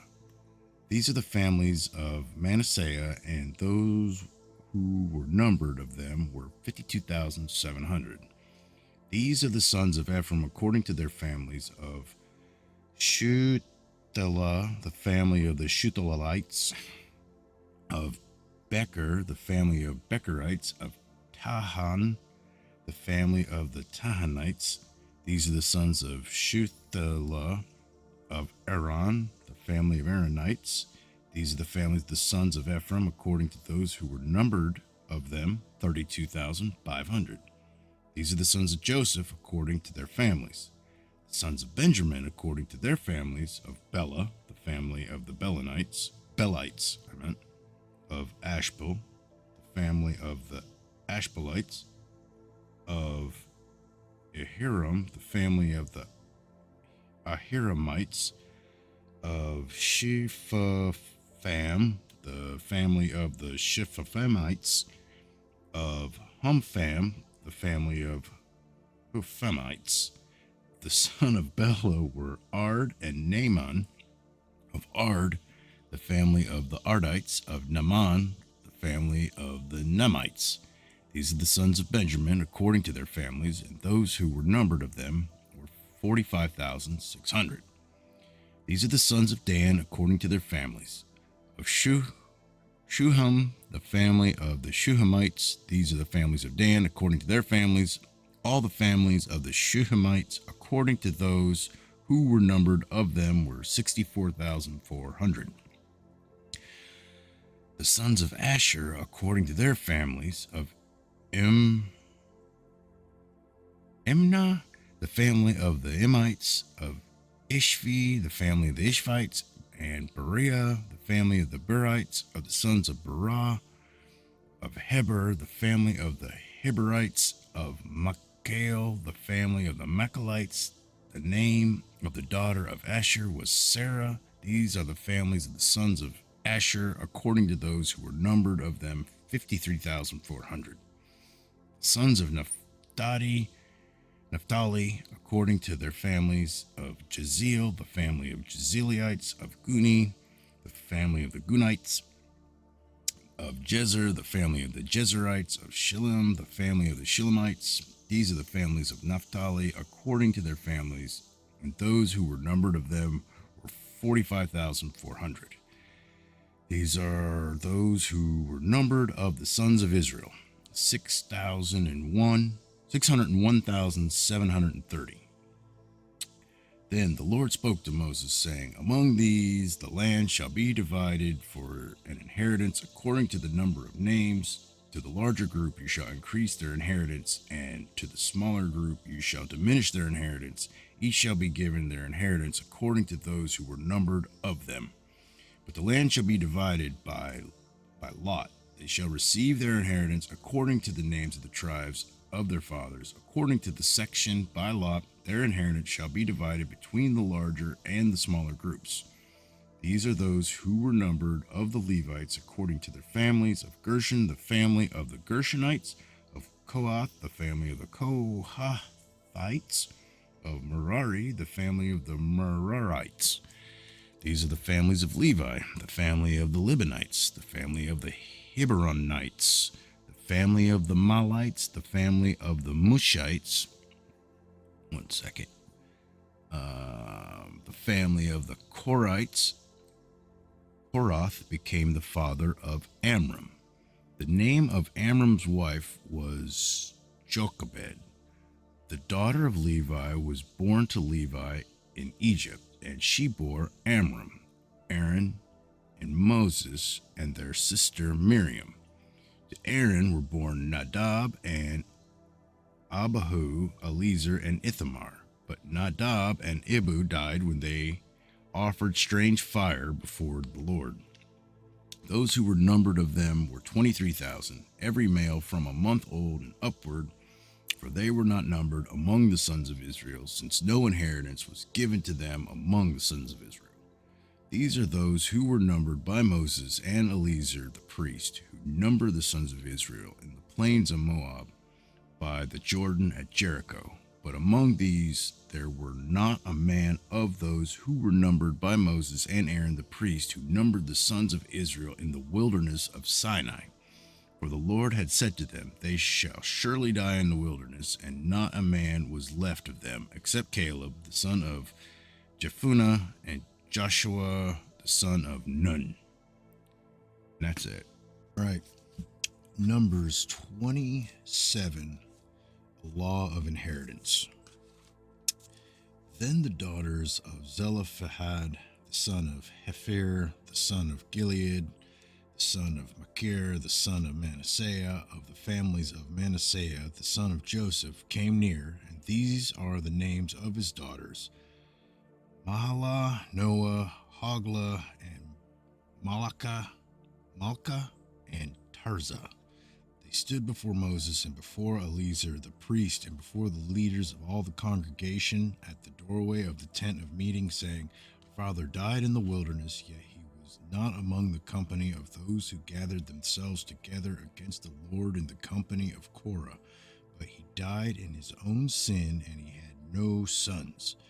Why should the name of our father be withdrawn from among his family because he had no son? Give us a possession among our father's brothers. So Moses brought their case before Then the Lord spoke to Moses brought their case before the Lord spoke to Moses, saying, The daughters of Zelophehad are right in their statements. You shall surely give them a hereditary possession among their father's brothers, and you shall transfer the inheritance of their father to them. Further, you shall speak to the sons of Israel, saying, If a man dies and has no son, then you shall transfer his inheritance to his daughter. If he has no daughter, then you shall give his inheritance to his brothers. If he has no brothers, then you shall give his inheritance to his father's brothers. If his father has no brothers, then you shall give his inheritance to his nearest relative in his own family, and he shall possess it, and it shall be a statutory ordinance to the sons of Israel, just as the Lord commanded Moses. Then the Lord said to Moses, Go up to the mountain of Abram and see the land which I have given to the sons of Israel. When you have seen it, you too will be gathered to your people as Aaron your brother was. For in the wilderness of Zin, during the strife of the congregation, you rebelled against my command to treat me as holy before the eyes at the water. These are the waters of Meribah of Kadesh in the wilderness of Zin. Numbers 27:15. Joshua to succeed Moses. Then Moses spoke to the Lord, saying, May the Lord, the God of the spirits of all the flesh, appointed a man over the congregation, who will go out and come in before them, and who will lead them out and bring them in, so that the congregation of the Lord will not be like sheep which have no shepherd. So the Lord said to Moses, Take Joshua the son of Nun, a man in whom is the Spirit, and lay your hand on him, and have him stand before Eleazar the priest and before all the congregation, and commission him in their sight. You shall put some of your authority on him, in order that all the congregation of the sons of Israel may obey him. Moreover, he shall stand before Eleazar the priest, who shall inquire for him by the judgment of the Urim before the Lord. At his command they shall go out, and at his command they shall come in, both he and the sons of Israel with him, even all the congregation. Moses did just as the Lord commanded him, and he took Joshua and set him before Eleazar the priest and before all the congregation.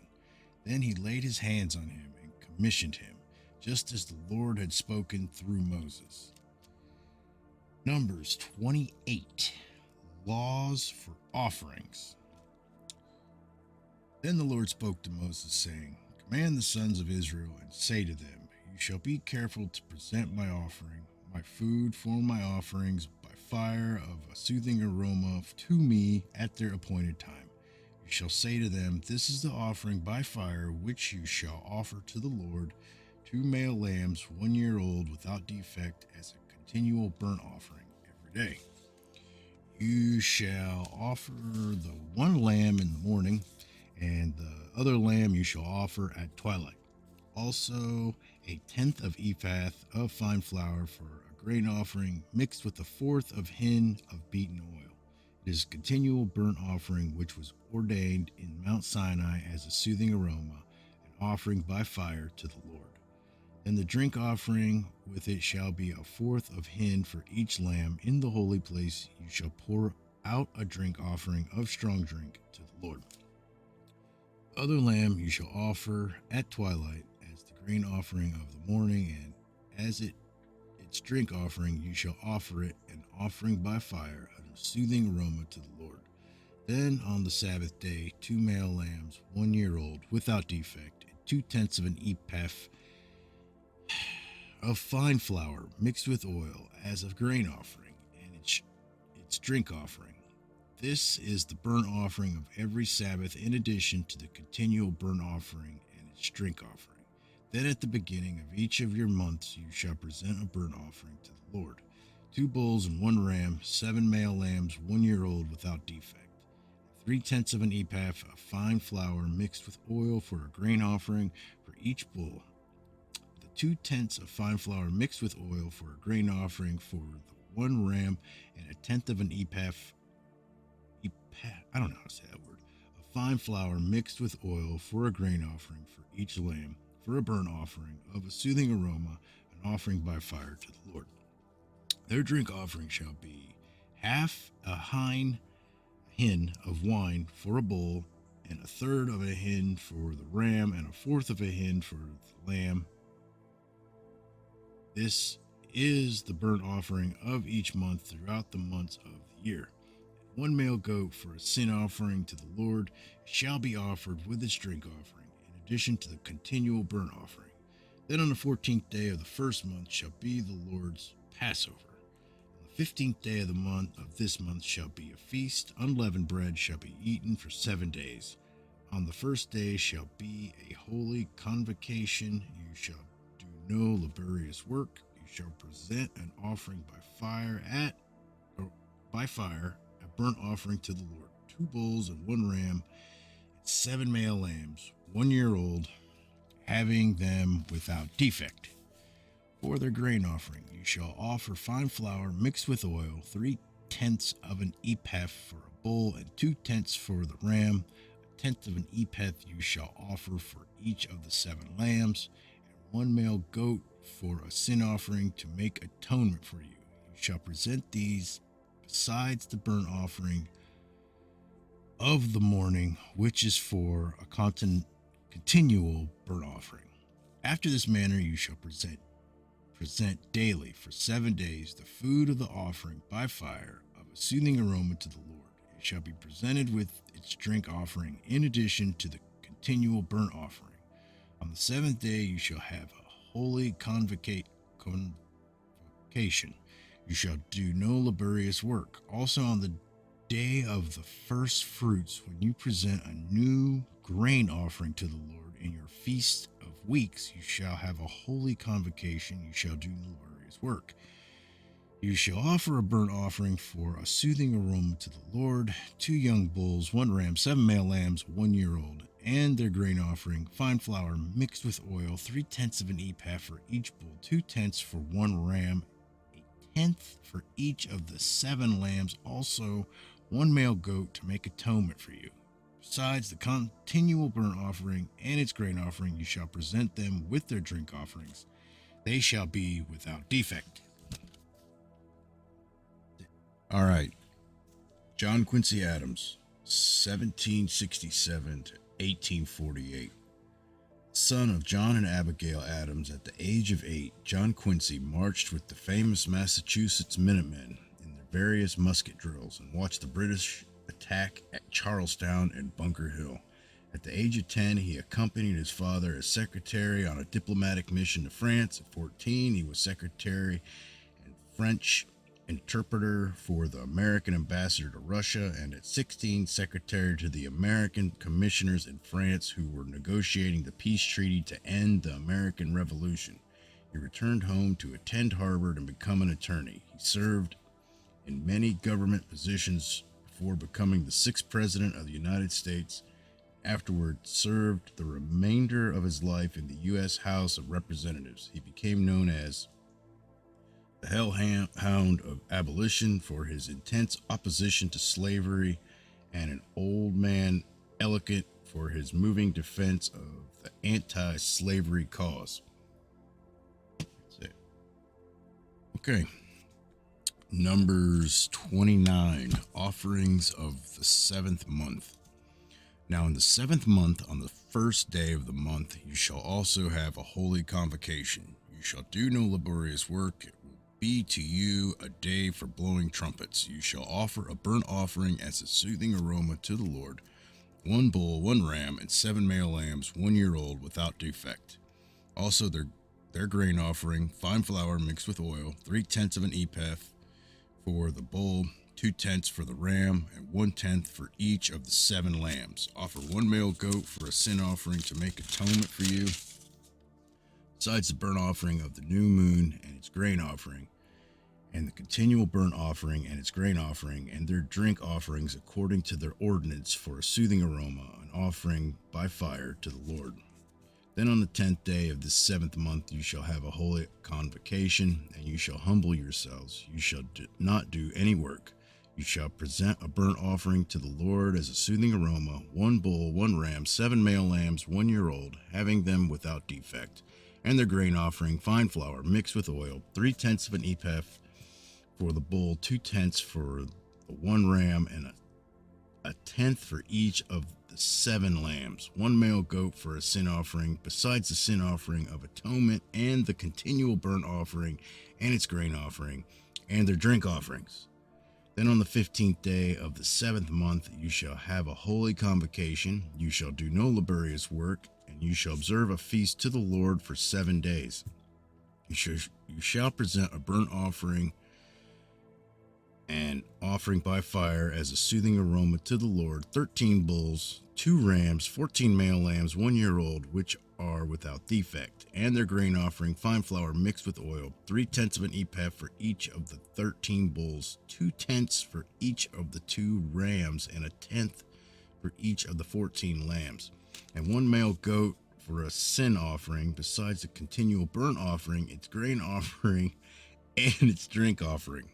Then on the 2nd day, 12 bulls, 2 rams, 14 male lambs, 1 year old, without defect, and their grain offering and their drink offerings for the bulls, for the rams, and for the lambs, by their number according to the ordinance, and 1 male goat for a sin offering, besides a continual burnt offering and its grain offering, and their drink offerings. And on the 3rd day, 11 bulls, 2 rams, 14 male lambs, 1 year old, without defect, and their grain offering and their drink offering for the bulls, for the rams, and for the lambs, by their number according to the ordinance, and 1 male goat for a sin offering, besides the continual burnt offering and its grain offering and its drink offering. Then on the 4th day, 10 bulls, 2 rams, 14 male lambs, 1 year old, without defect, their grain offering and their drink offerings for the bulls, for the rams, and for the lambs, by their number according to the ordinance, and 1 male goat for a sin offering, besides the continual burnt offering, its grain offering, and its drink offering. Then on the 5th day, 9 bulls, 2 rams, 14 male lambs, 1 year old, without defect, and their grain offering and their drink offerings for the bulls, for the rams, and for the lambs, by their number according to the ordinance, and 1 male goat for a sin offering, besides the continual burnt offering and its grain offering and its drink offering. Then on the 6th day, 8 bulls, 2 rams, 14 male lambs, 1 year old, without defect, and their grain offering and their drink offerings for the bulls, for the rams, and for the lambs by their number according to the ordinance. And one male goat for a sin offering, besides the continual burnt offering, its grain offering, and its drink offerings. On the seventh day, 7 bulls, 2 rams, 14 male lambs, 1 year old, without defect, and their grain offering and their drink offerings for the bulls, for the rams, and for the lambs, by their number according to the ordinance. And 1 male goat for a sin offering, besides the continual burnt offering, and its grain offering, and its drink offering. On the 8th day you shall have a solemn assembly. You shall do no laborious work, but you shall present a burnt offering, an offering by fire, as a soothing aroma to the Lord. 1 bull, 1 ram, 7 male lambs, 1 year old, without defect. Their grain offering and their drink offering for a bull, for the ram, and for the lambs, by their number, according to the ordinance. And 1 male goat for a sin offering, besides the continual burnt offering, and its grain offering, and its drink offering. Sounds like a lot of work for a day off.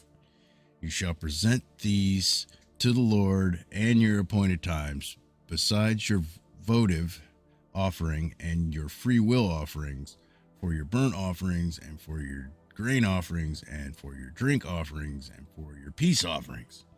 Moses spoke to the sons of Israel in accordance with all that the Lord had commanded Moses. Let's do Numbers 30. The law of vows. Then Moses spoke to the heads of the tribes of the sons of Israel, saying, This is the word which the Lord has commanded. If a man makes a vow to the Lord, or takes an oath to bind himself with a binding obligation, he shall not violate his word. He shall do according to all the proceeds out of his mouth. Also, if a woman makes a vow to the Lord and binds herself by an obligation in her father's house in her youth, and her father hears her vow and her obligation by which she has bound herself, and the father says nothing to her, then all her vows shall stand, and every obligation by which she has bound herself shall stand. But if her father should forbid her on the day he hears of it, none of her vows or her obligations by which she has bound herself shall stand. The Lord will forgive her because her father had forbidden her.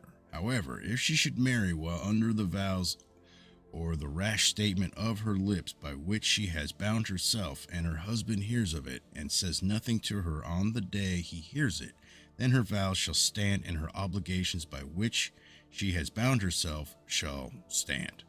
But if on the day her husband hears of it, he forbids her, and then he shall annul her vow which she is under, and the rash statement of her lips by which she has bound herself, and the Lord will forgive her. But the vow of the widow or of a divorced woman, everything by which she has bound herself shall stand against her. However, if she vowed in her husband's house or bound herself by an obligation with an oath, and her husband heard it, but said nothing to her, and did not forbid her, then all her vows shall stand, and every obligation by which she bound herself shall stand. But if her husband indeed annuls them on the day he hears them, then whatever proceeds out of her lips concerning her vows or concerning the obligation of herself shall not stand. Her husband has annulled them, and the Lord will forgive her. Every vow and every binding oath to humble herself, her husband may confirm it, or her husband may annul it. But if her husband indeed says something to her from day to day, then he confirms all her vows or her obligations which are on her. He has confirmed them, because he said nothing to her on the day he heard them. But if he indeed annuls them after he has heard them, then he shall bear her guilt.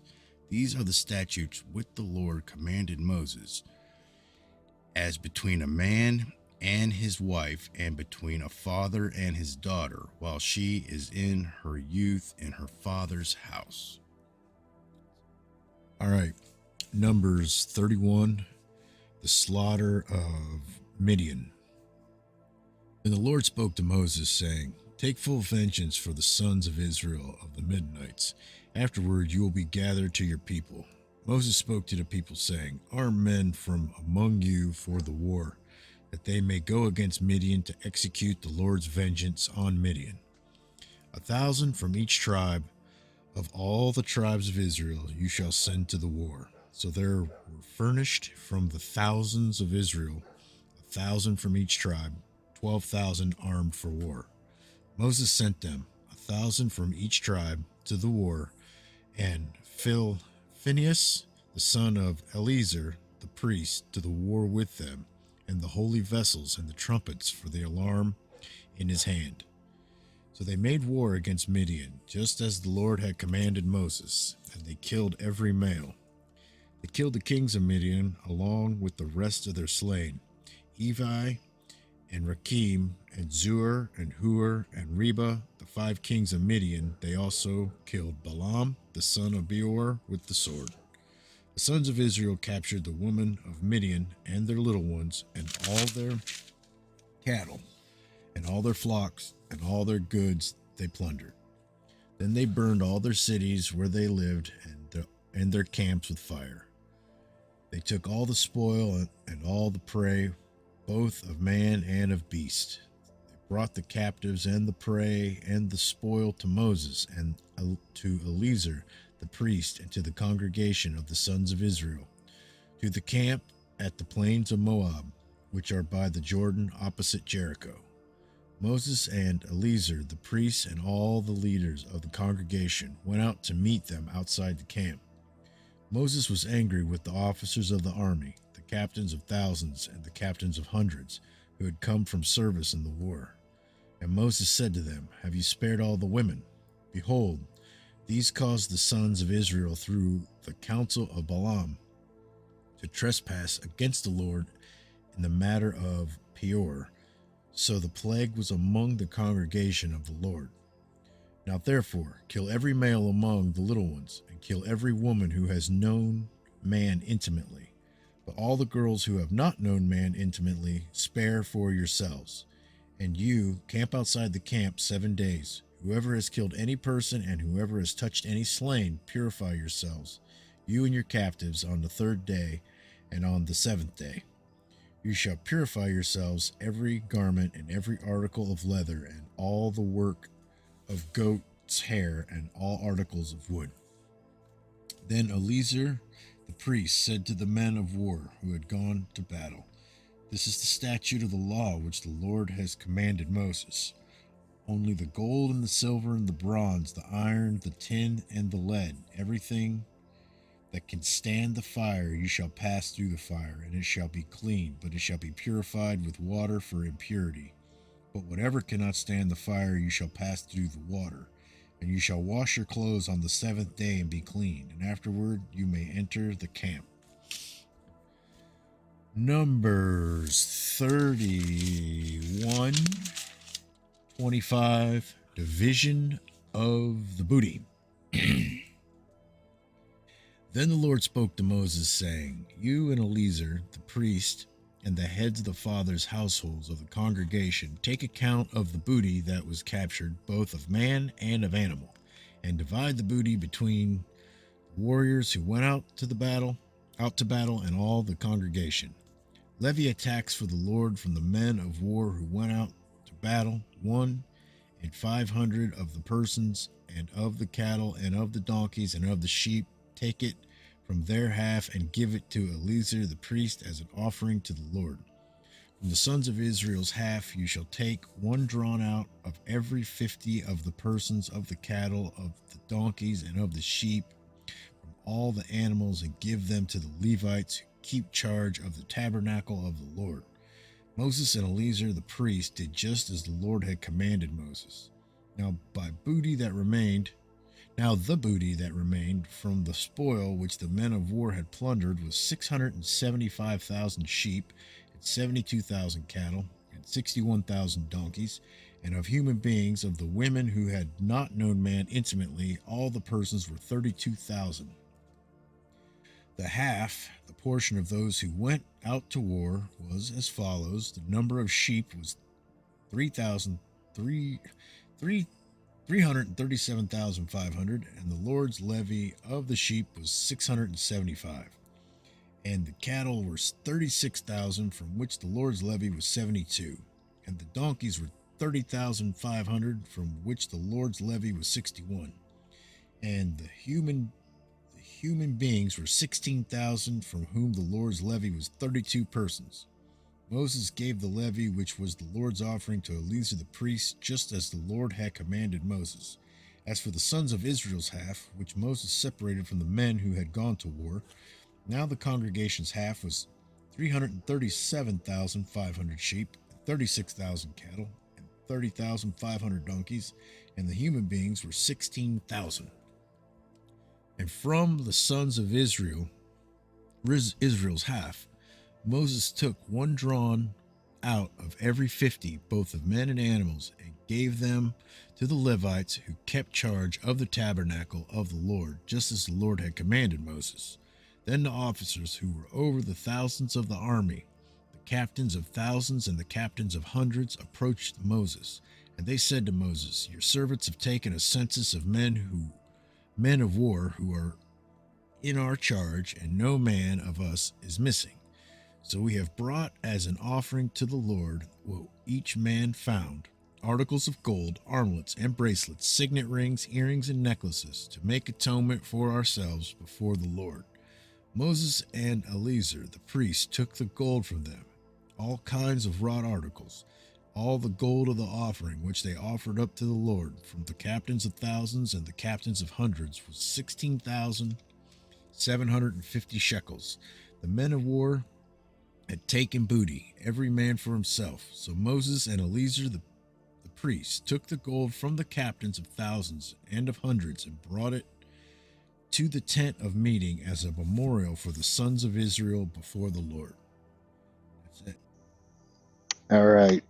Numbers 32. Reuben and Gad settle in Gilead.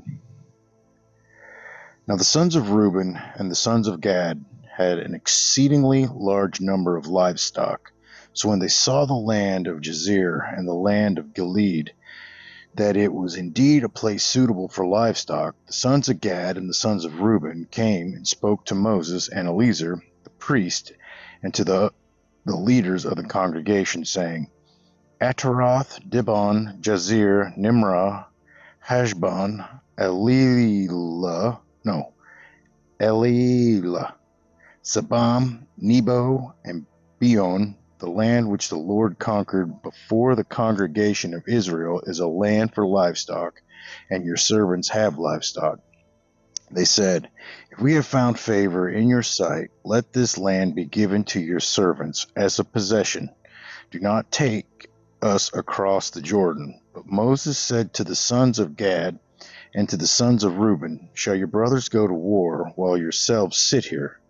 Now why are you discouraging the sons of Israel from crossing over into the land which the Lord has given them? This is what your fathers did when I sent them from Kadesh Barnea to see the land.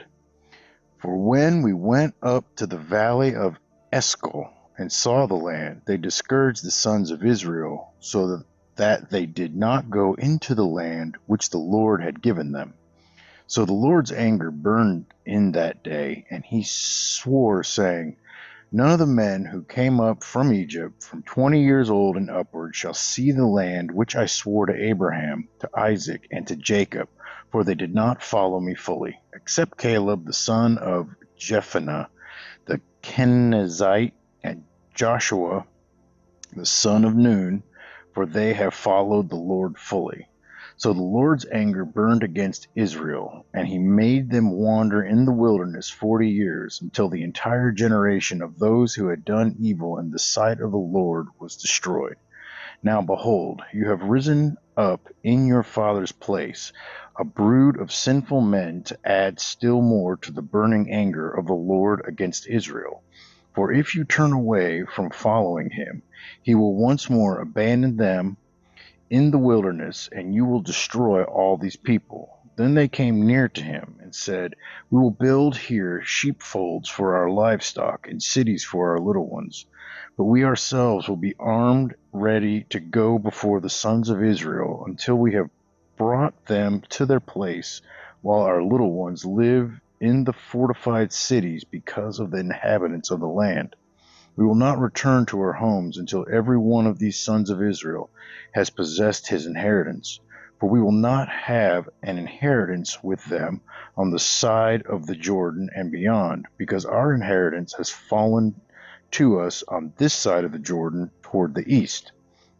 So Moses said to them, if you will do this, if you will arm yourselves before the Lord for the war, and all you armed men cross over the Jordan before the Lord until he has driven his enemies out before him, and the land is subdued before the Lord, then afterward you shall return and be free of obligation toward the Lord and toward Israel, and this land shall be yours for a possession before the Lord. But if you will not do so, behold, you have sinned against the Lord, and be sure your sin will find you out. Make sure, okay. Build yourselves cities for your little ones, and sheepfolds for your sheep, and do what you have promised. The sons of Gad and the sons of Reuben spoke to Moses, saying, your servants will do just as my Lord commands. Our little ones, our wives, our livestock, and all our cattle shall remain there in the cities of Gilead, while your servants, everyone who is armed for war, will cross over in the presence of the Lord to battle, just as my Lord says. So Moses gave command concerning them to Eleazar the priest and to Joshua. Is it Joshua? It's Joshua, yeah. The son of Nun, and to the heads of the fathers' households of the tribes of the sons of Israel. Moses said to them, if the sons of Gad and the sons of Reuben, everyone who is armed for battle, will cross with you over the Jordan in the presence of the Lord, and the land is subdued before you, then you shall give them the land of Gilead for a possession. But if they will not cross over with you armed, they shall have possessions among you in the land of Canaan. The sons of Gad and the sons of Reuben answered, saying, as the Lord has said to your servants, so we will do. With ourselves will cross over armed in the presence of the Lord into the land of Canaan, and the possession of our inheritance shall remain with us across the Jordan. So Moses gave to them, to the sons of Gad, and to the sons of Reuben, and to the half tribe of Joseph's son Manasseh, the kingdom of Sihon, king of the Amorites, and the kingdom of Og, the king of Bashan, and the land with its cities and their territories, the cities of the surrounding land. The sons of Gad built Dibon and Atroth and I can't say that word. Aroer, Aroer, Aroer, I don't know, and Atroth, Shofan, and Jazer, and Jogbeha, and Beth Nimrah, and Beth Haran as fortified cities and sheepfolds for sheep. The sons of Reuben built Heshbon, and Elah, and Kirathaim, and Nebo, and Baal Meon, their names being changed, and Sibmah, and they gave other names to the cities which they built. The sons of Machir, the son of Manasseh, went to Gilead and took it, and dispossessed the Amorites who were in it. So Moses gave Gilead to Machir, the son of Manasseh, and he lived in it. Jair, the son of Manasseh, went and took its towns and called them Havoth Jair. Noba went and took Kenneth and its villages and called Noba after his own name. And that's it. Okay, Numbers 33. Review of the journey from Egypt to Jordan. These are the journeys of the sons of Israel by which they came out from the land of Egypt by their armies under the leadership of Moses and Aaron. Moses recorded their starting places according to their journeys by the command of the Lord. These are their journeys according to their starting places. They journeyed from Ramses in the first month on the 15th day of the first month. On the next day after the Passover, the sons of Israel started out boldly in the sight of all the Egyptians, while the Egyptians were burying all their firstborn, whom the Lord had struck down among them. The Lord had also executed judgments on their gods. Then the sons of Israel journeyed from Ramses and camped in Succoth. They journeyed from Succoth and camped in Etham, which is on the edge of the wilderness. They journeyed from Etham and turned back to Pi Hahiroth, which faces Baal Zephon, and they camped before Migdol. They journeyed from before Heroth and passed through the midst of the sea into the wilderness. And they went 3 days' journey in the wilderness of Etham and camped at Marah. They journeyed from Marah and came to Elim, and in Elim there were 12 springs of water and 70 palm trees, and they camped there. They journeyed from Elim and camped by the Red Sea. They journeyed from the Red Sea and camped in the wilderness of Sin. They journeyed from the wilderness of Sin and camped at Dopka. They journeyed from Dopka and camped at Alush. They journeyed from Alush and camped at Rephidim. Now it was there that the people had no water to drink. They journeyed from Rephidim and camped in the wilderness of Sinai. They journeyed from the wilderness of Sinai and camped at Kibroth Hattavah. They journeyed from Kibroth Hattavah and camped at Hazeroth. They journeyed from Hazeroth and camped at Rithmah. They journeyed from Rithmah and camped at Rimmon Perez. They journeyed from Rimmon Perez and camped at Libnah. They journeyed from Libnah and camped at Risha. They journeyed from Risha and camped in Kehelatha.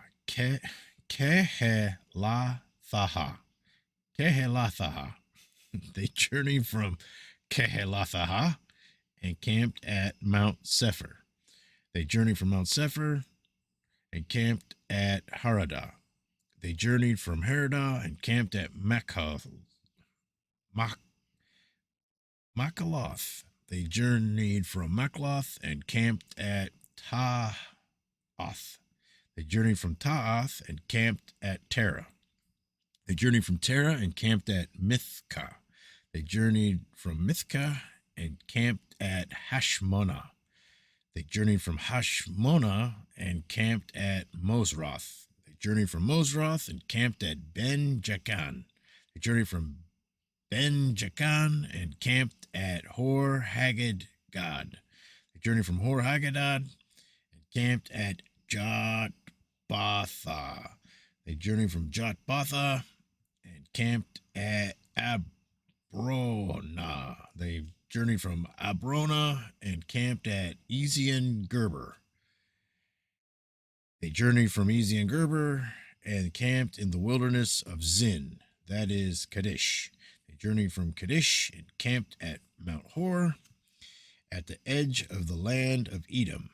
Then Aaron the priest went up to the Mount Hor at the command of the Lord, and died there in the 40th year after the sons of Israel had come from the land of Egypt, on the first day in the 5th month. Aaron was 123 years old when he died on Mount Hor. Now the Canaanite king of Arad, who lived in Negev in the land of Canaan, heard of the coming of the sons of Israel. Then they journeyed from Mount Hor and camped at Zalmanah. They journeyed from Zalmanah and camped at Punyon. They journeyed from Punyon and camped at Oboth. They journeyed from Oboth and camped at Ir Abarim at the border of Moab. They journeyed from Eyam and camped at Dibon-Gad. They journeyed from Dibon-Gad and camped at Almon Diblathaim. They journeyed from Almon Diblathaim and camped in the mountains of Abarim before Nebo. They journeyed from the mountains of Abarim and camped in the plains of Moab by the Jordan opposite Jericho. They camped by the Jordan from Beth Jeshimoth as far as Abel Shittim in the plains of Moab. Numbers 33:50, Law of possessing the land. Then the Lord spoke to Moses in the plains of Moab by the Jordan opposite Jericho, saying, Speak to the sons of Israel and say to them, When you cross over the Jordan into the land of Canaan, then you shall drive out all the inhabitants of the land before you, and destroy all their figured stones, and destroy all their molten images, and demolish all their high places. And you shall take possession of the land and live in it, for I have given the land to you to possess it. You shall inherit the land by lot according to your families. To the larger you shall give more inheritance, and to the smaller you shall give less inheritance. Wherever the lot falls to anyone, that shall be his. You shall inherit according to the tribes of your fathers. But if you do not drive out the inhabitants of the land before you, then it shall come about that those whom you let remain of them will become as pricks in your eyes and as thorns in your sides, and they will trouble you in the land in which you live. And as I plan to do to them, so I will do to you. Numbers 34, instruction for apportioning Canaan. The Lord spoke to Moses, saying, Command the sons of Israel, and say to them, When you enter the land of Canaan, this is the land that shall fall to you as an inheritance, even the land of Canaan according to its borders. So your southern sector shall extend from the wilderness of Zin along the side of Edom, and your southern border shall extend from the end of the Salt Sea eastward. Then your border shall turn direction from the south to the ascent of Akrabim and continue to Zin, and its termination shall be the south of Kadesh Barnea, and it shall reach Hazaradar and continue to Asmon. The border shall turn direction from Asmon to the brook of Egypt, and its termination shall be at the sea. As for the western border, you shall have the great sea and its coastline. This shall be your west border. And this shall be your north border. You shall draw your border line from the great sea to Mount Hor. You shall draw a line from Mount Hor to the Lebo Hamath, and the termination of the border shall be at Zedad. And the border shall proceed to Ziphron, and its termination shall be at Hazar Enon. This shall be your north border. For your eastern border, you shall also draw a line from Hazar Enon to Shepham, and the border shall go down from Shepham to Riblah to the east side of Ain, and the border shall go down and reach to the slope on the east side of the sea of Chinnereth. And the border shall go down to Jordan, and its termination shall be at the sea, at the Salt Sea. This shall be your land according to its borders all around. So Moses commanded the sons of Israel, saying, This is the land that you are to apportion by lot among you as a possession, which the Lord has commanded to give to the 9.5 tribes. For the tribes of the sons of Reuben have received theirs according to their fathers' households, and the tribe of the sons of Gad according to their fathers' households, and a half tribe of Manasseh have received their possession. The 2.5 tribes have received their possession across the Jordan opposite Jericho, eastward towards the sunrising. Then the Lord spoke to Moses, saying, These are the names of the men who shall apportion the land to you for inheritance. Eleazar, the priest of Joshua, the son of Nun. You shall take one leader of every tribe to apportion the land for inheritance. These are the names of the men of the tribe of Judah: Caleb, the son of Jephunneh of the tribe of the sons of Simon; Samuel, and the son of Ammihud of the tribe of Benjamin; Eldad, the son of Chislon, the tribe of the sons of Dan, a leader, Bukki, the son of Jogli, the sons of Joseph, of the tribe of the sons of Manasseh, a leader, Hanel, the son of Ephod, of the tribe of the sons of Ephraim, a leader, Camul, the son of Shiptan, of the tribe of the sons of Zebulun, a leader, Elizaphan,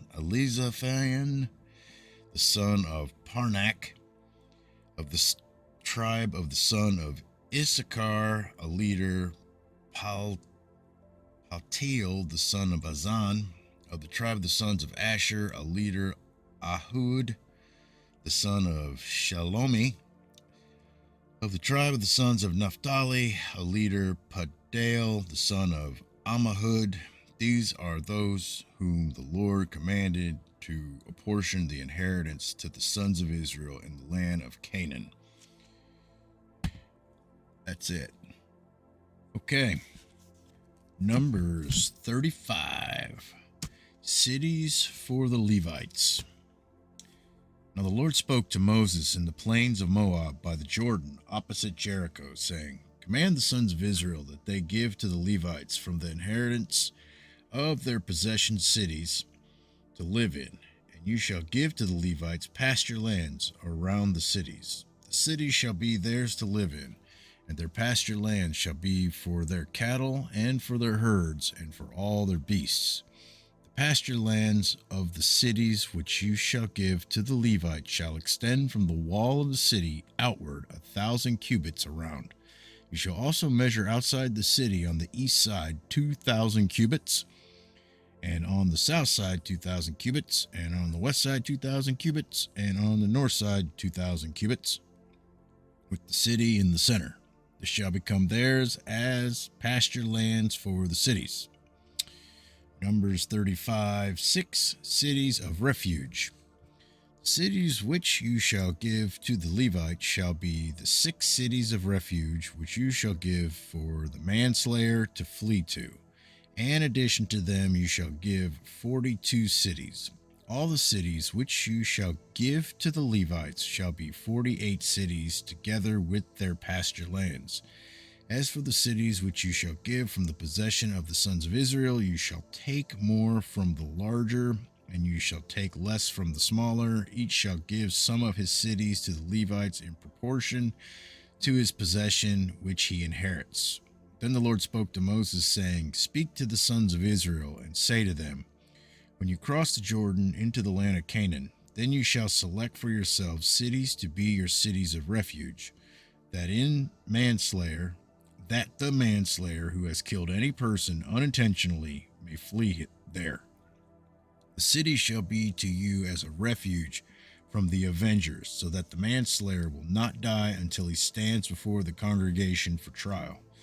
The cities which you are to give shall be your 6 cities of refuge. You shall give 3 cities across the Jordan and 3 cities in the land of Canaan. They are to be cities of refuge. These 6 cities shall be for refuge for the sons of Israel, and for the alien and for the sojourner among them, that anyone who kills a person unintentionally may flee there. But if he struck him down with an iron object so that he died, he is a murderer. The murderer shall surely be put to death. If he struck him down with a stone in the hand by which he will die, as a result he died, he is a murderer. The murderer shall surely be put to death. Or if he struck him with a wooden object in the hand by which he might die, and as a result he died, he is a murderer. The murderer shall surely be put to death. The blood avenger himself shall put the murderer to death. He shall put him to death when he meets him. If he pushed him to hatred or threw something at him lying in wait as a result he died, or if he struck him down with his hand in enmity, and as a result he died, the one who struck him shall surely be put to death. He is a murderer. The blood avenger shall put the murderer to death when he meets him. But if he pushed him suddenly without enmity, and enmity, or threw something at him without lying in wait, or with any deadly object of stone, and without seeing it dropped on him so that he died, while he was not his enemy nor seeking his injury, then the congregation shall judge between the slayer and the blood avenger according to these ordinances. The congregation shall deliver the manslayer from the hand of the blood avenger, and the congregation shall restore him to his city of refuge to which he fled, and he shall live in it until the death of the high priest who was anointed with the holy oil. But if the manslayer at any time goes beyond the border of his city of refuge to which he may flee, and the blood avenger finds him outside the border of his city of refuge, and the blood avenger kills the manslayer, he will not be guilty of blood, because he should have remained in his city of refuge until the death of the high priest. But after the death of the high priest, the manslayer shall return to the land of his possession. These things shall be for a statutory ordinance to you throughout your generations in all your dwellings. If anyone kills a person, the murderer shall be put to death at the evidence of witness, but no person shall be put to death on the testimony of one witness. Moreover, you shall not take ransom for the life of a murderer who is guilty of death, but he shall surely be put to death. You shall not take ransom for him who has fled to his city of refuge, that he may return to live in the land before the death of the priest. So you shall not pollute the land in which you are, for blood pollutes the land, and no expiation can be made for the land for the blood that is shed on it, except by the blood of him who shed it. You shall not defile the land in which you live, in the midst of which I dwell, for I, the Lord, am dwelling in the midst of the sons of Israel. All right, Numbers 36, inheritance by marriage. And the heads of the fathers' households of the family of the sons of Gilead, the son of Machir, the son of Manasseh, of the families of the sons of Joseph, came near and spoke before Moses and before the leaders, the heads of the fathers' households of the sons of Israel. They said, The Lord commanded my Lord to give the land by lot to the sons of Israel as an inheritance, and my Lord was commanded by the Lord to give the inheritance of Zelophehad, our brother, to his daughters. But if they marry one of the sons of the other tribes of the sons of Israel, their inheritance will be withdrawn from inheritance of our fathers and will be added to the inheritance of the tribe to which they belong. Thus it will be withdrawn from our allotted inheritance.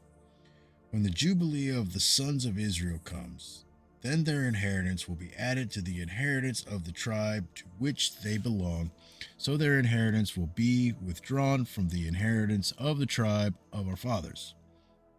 And Moses commanded the sons of Israel according to the word of the Lord, saying, The tribe of the sons of Joseph are right in their statements.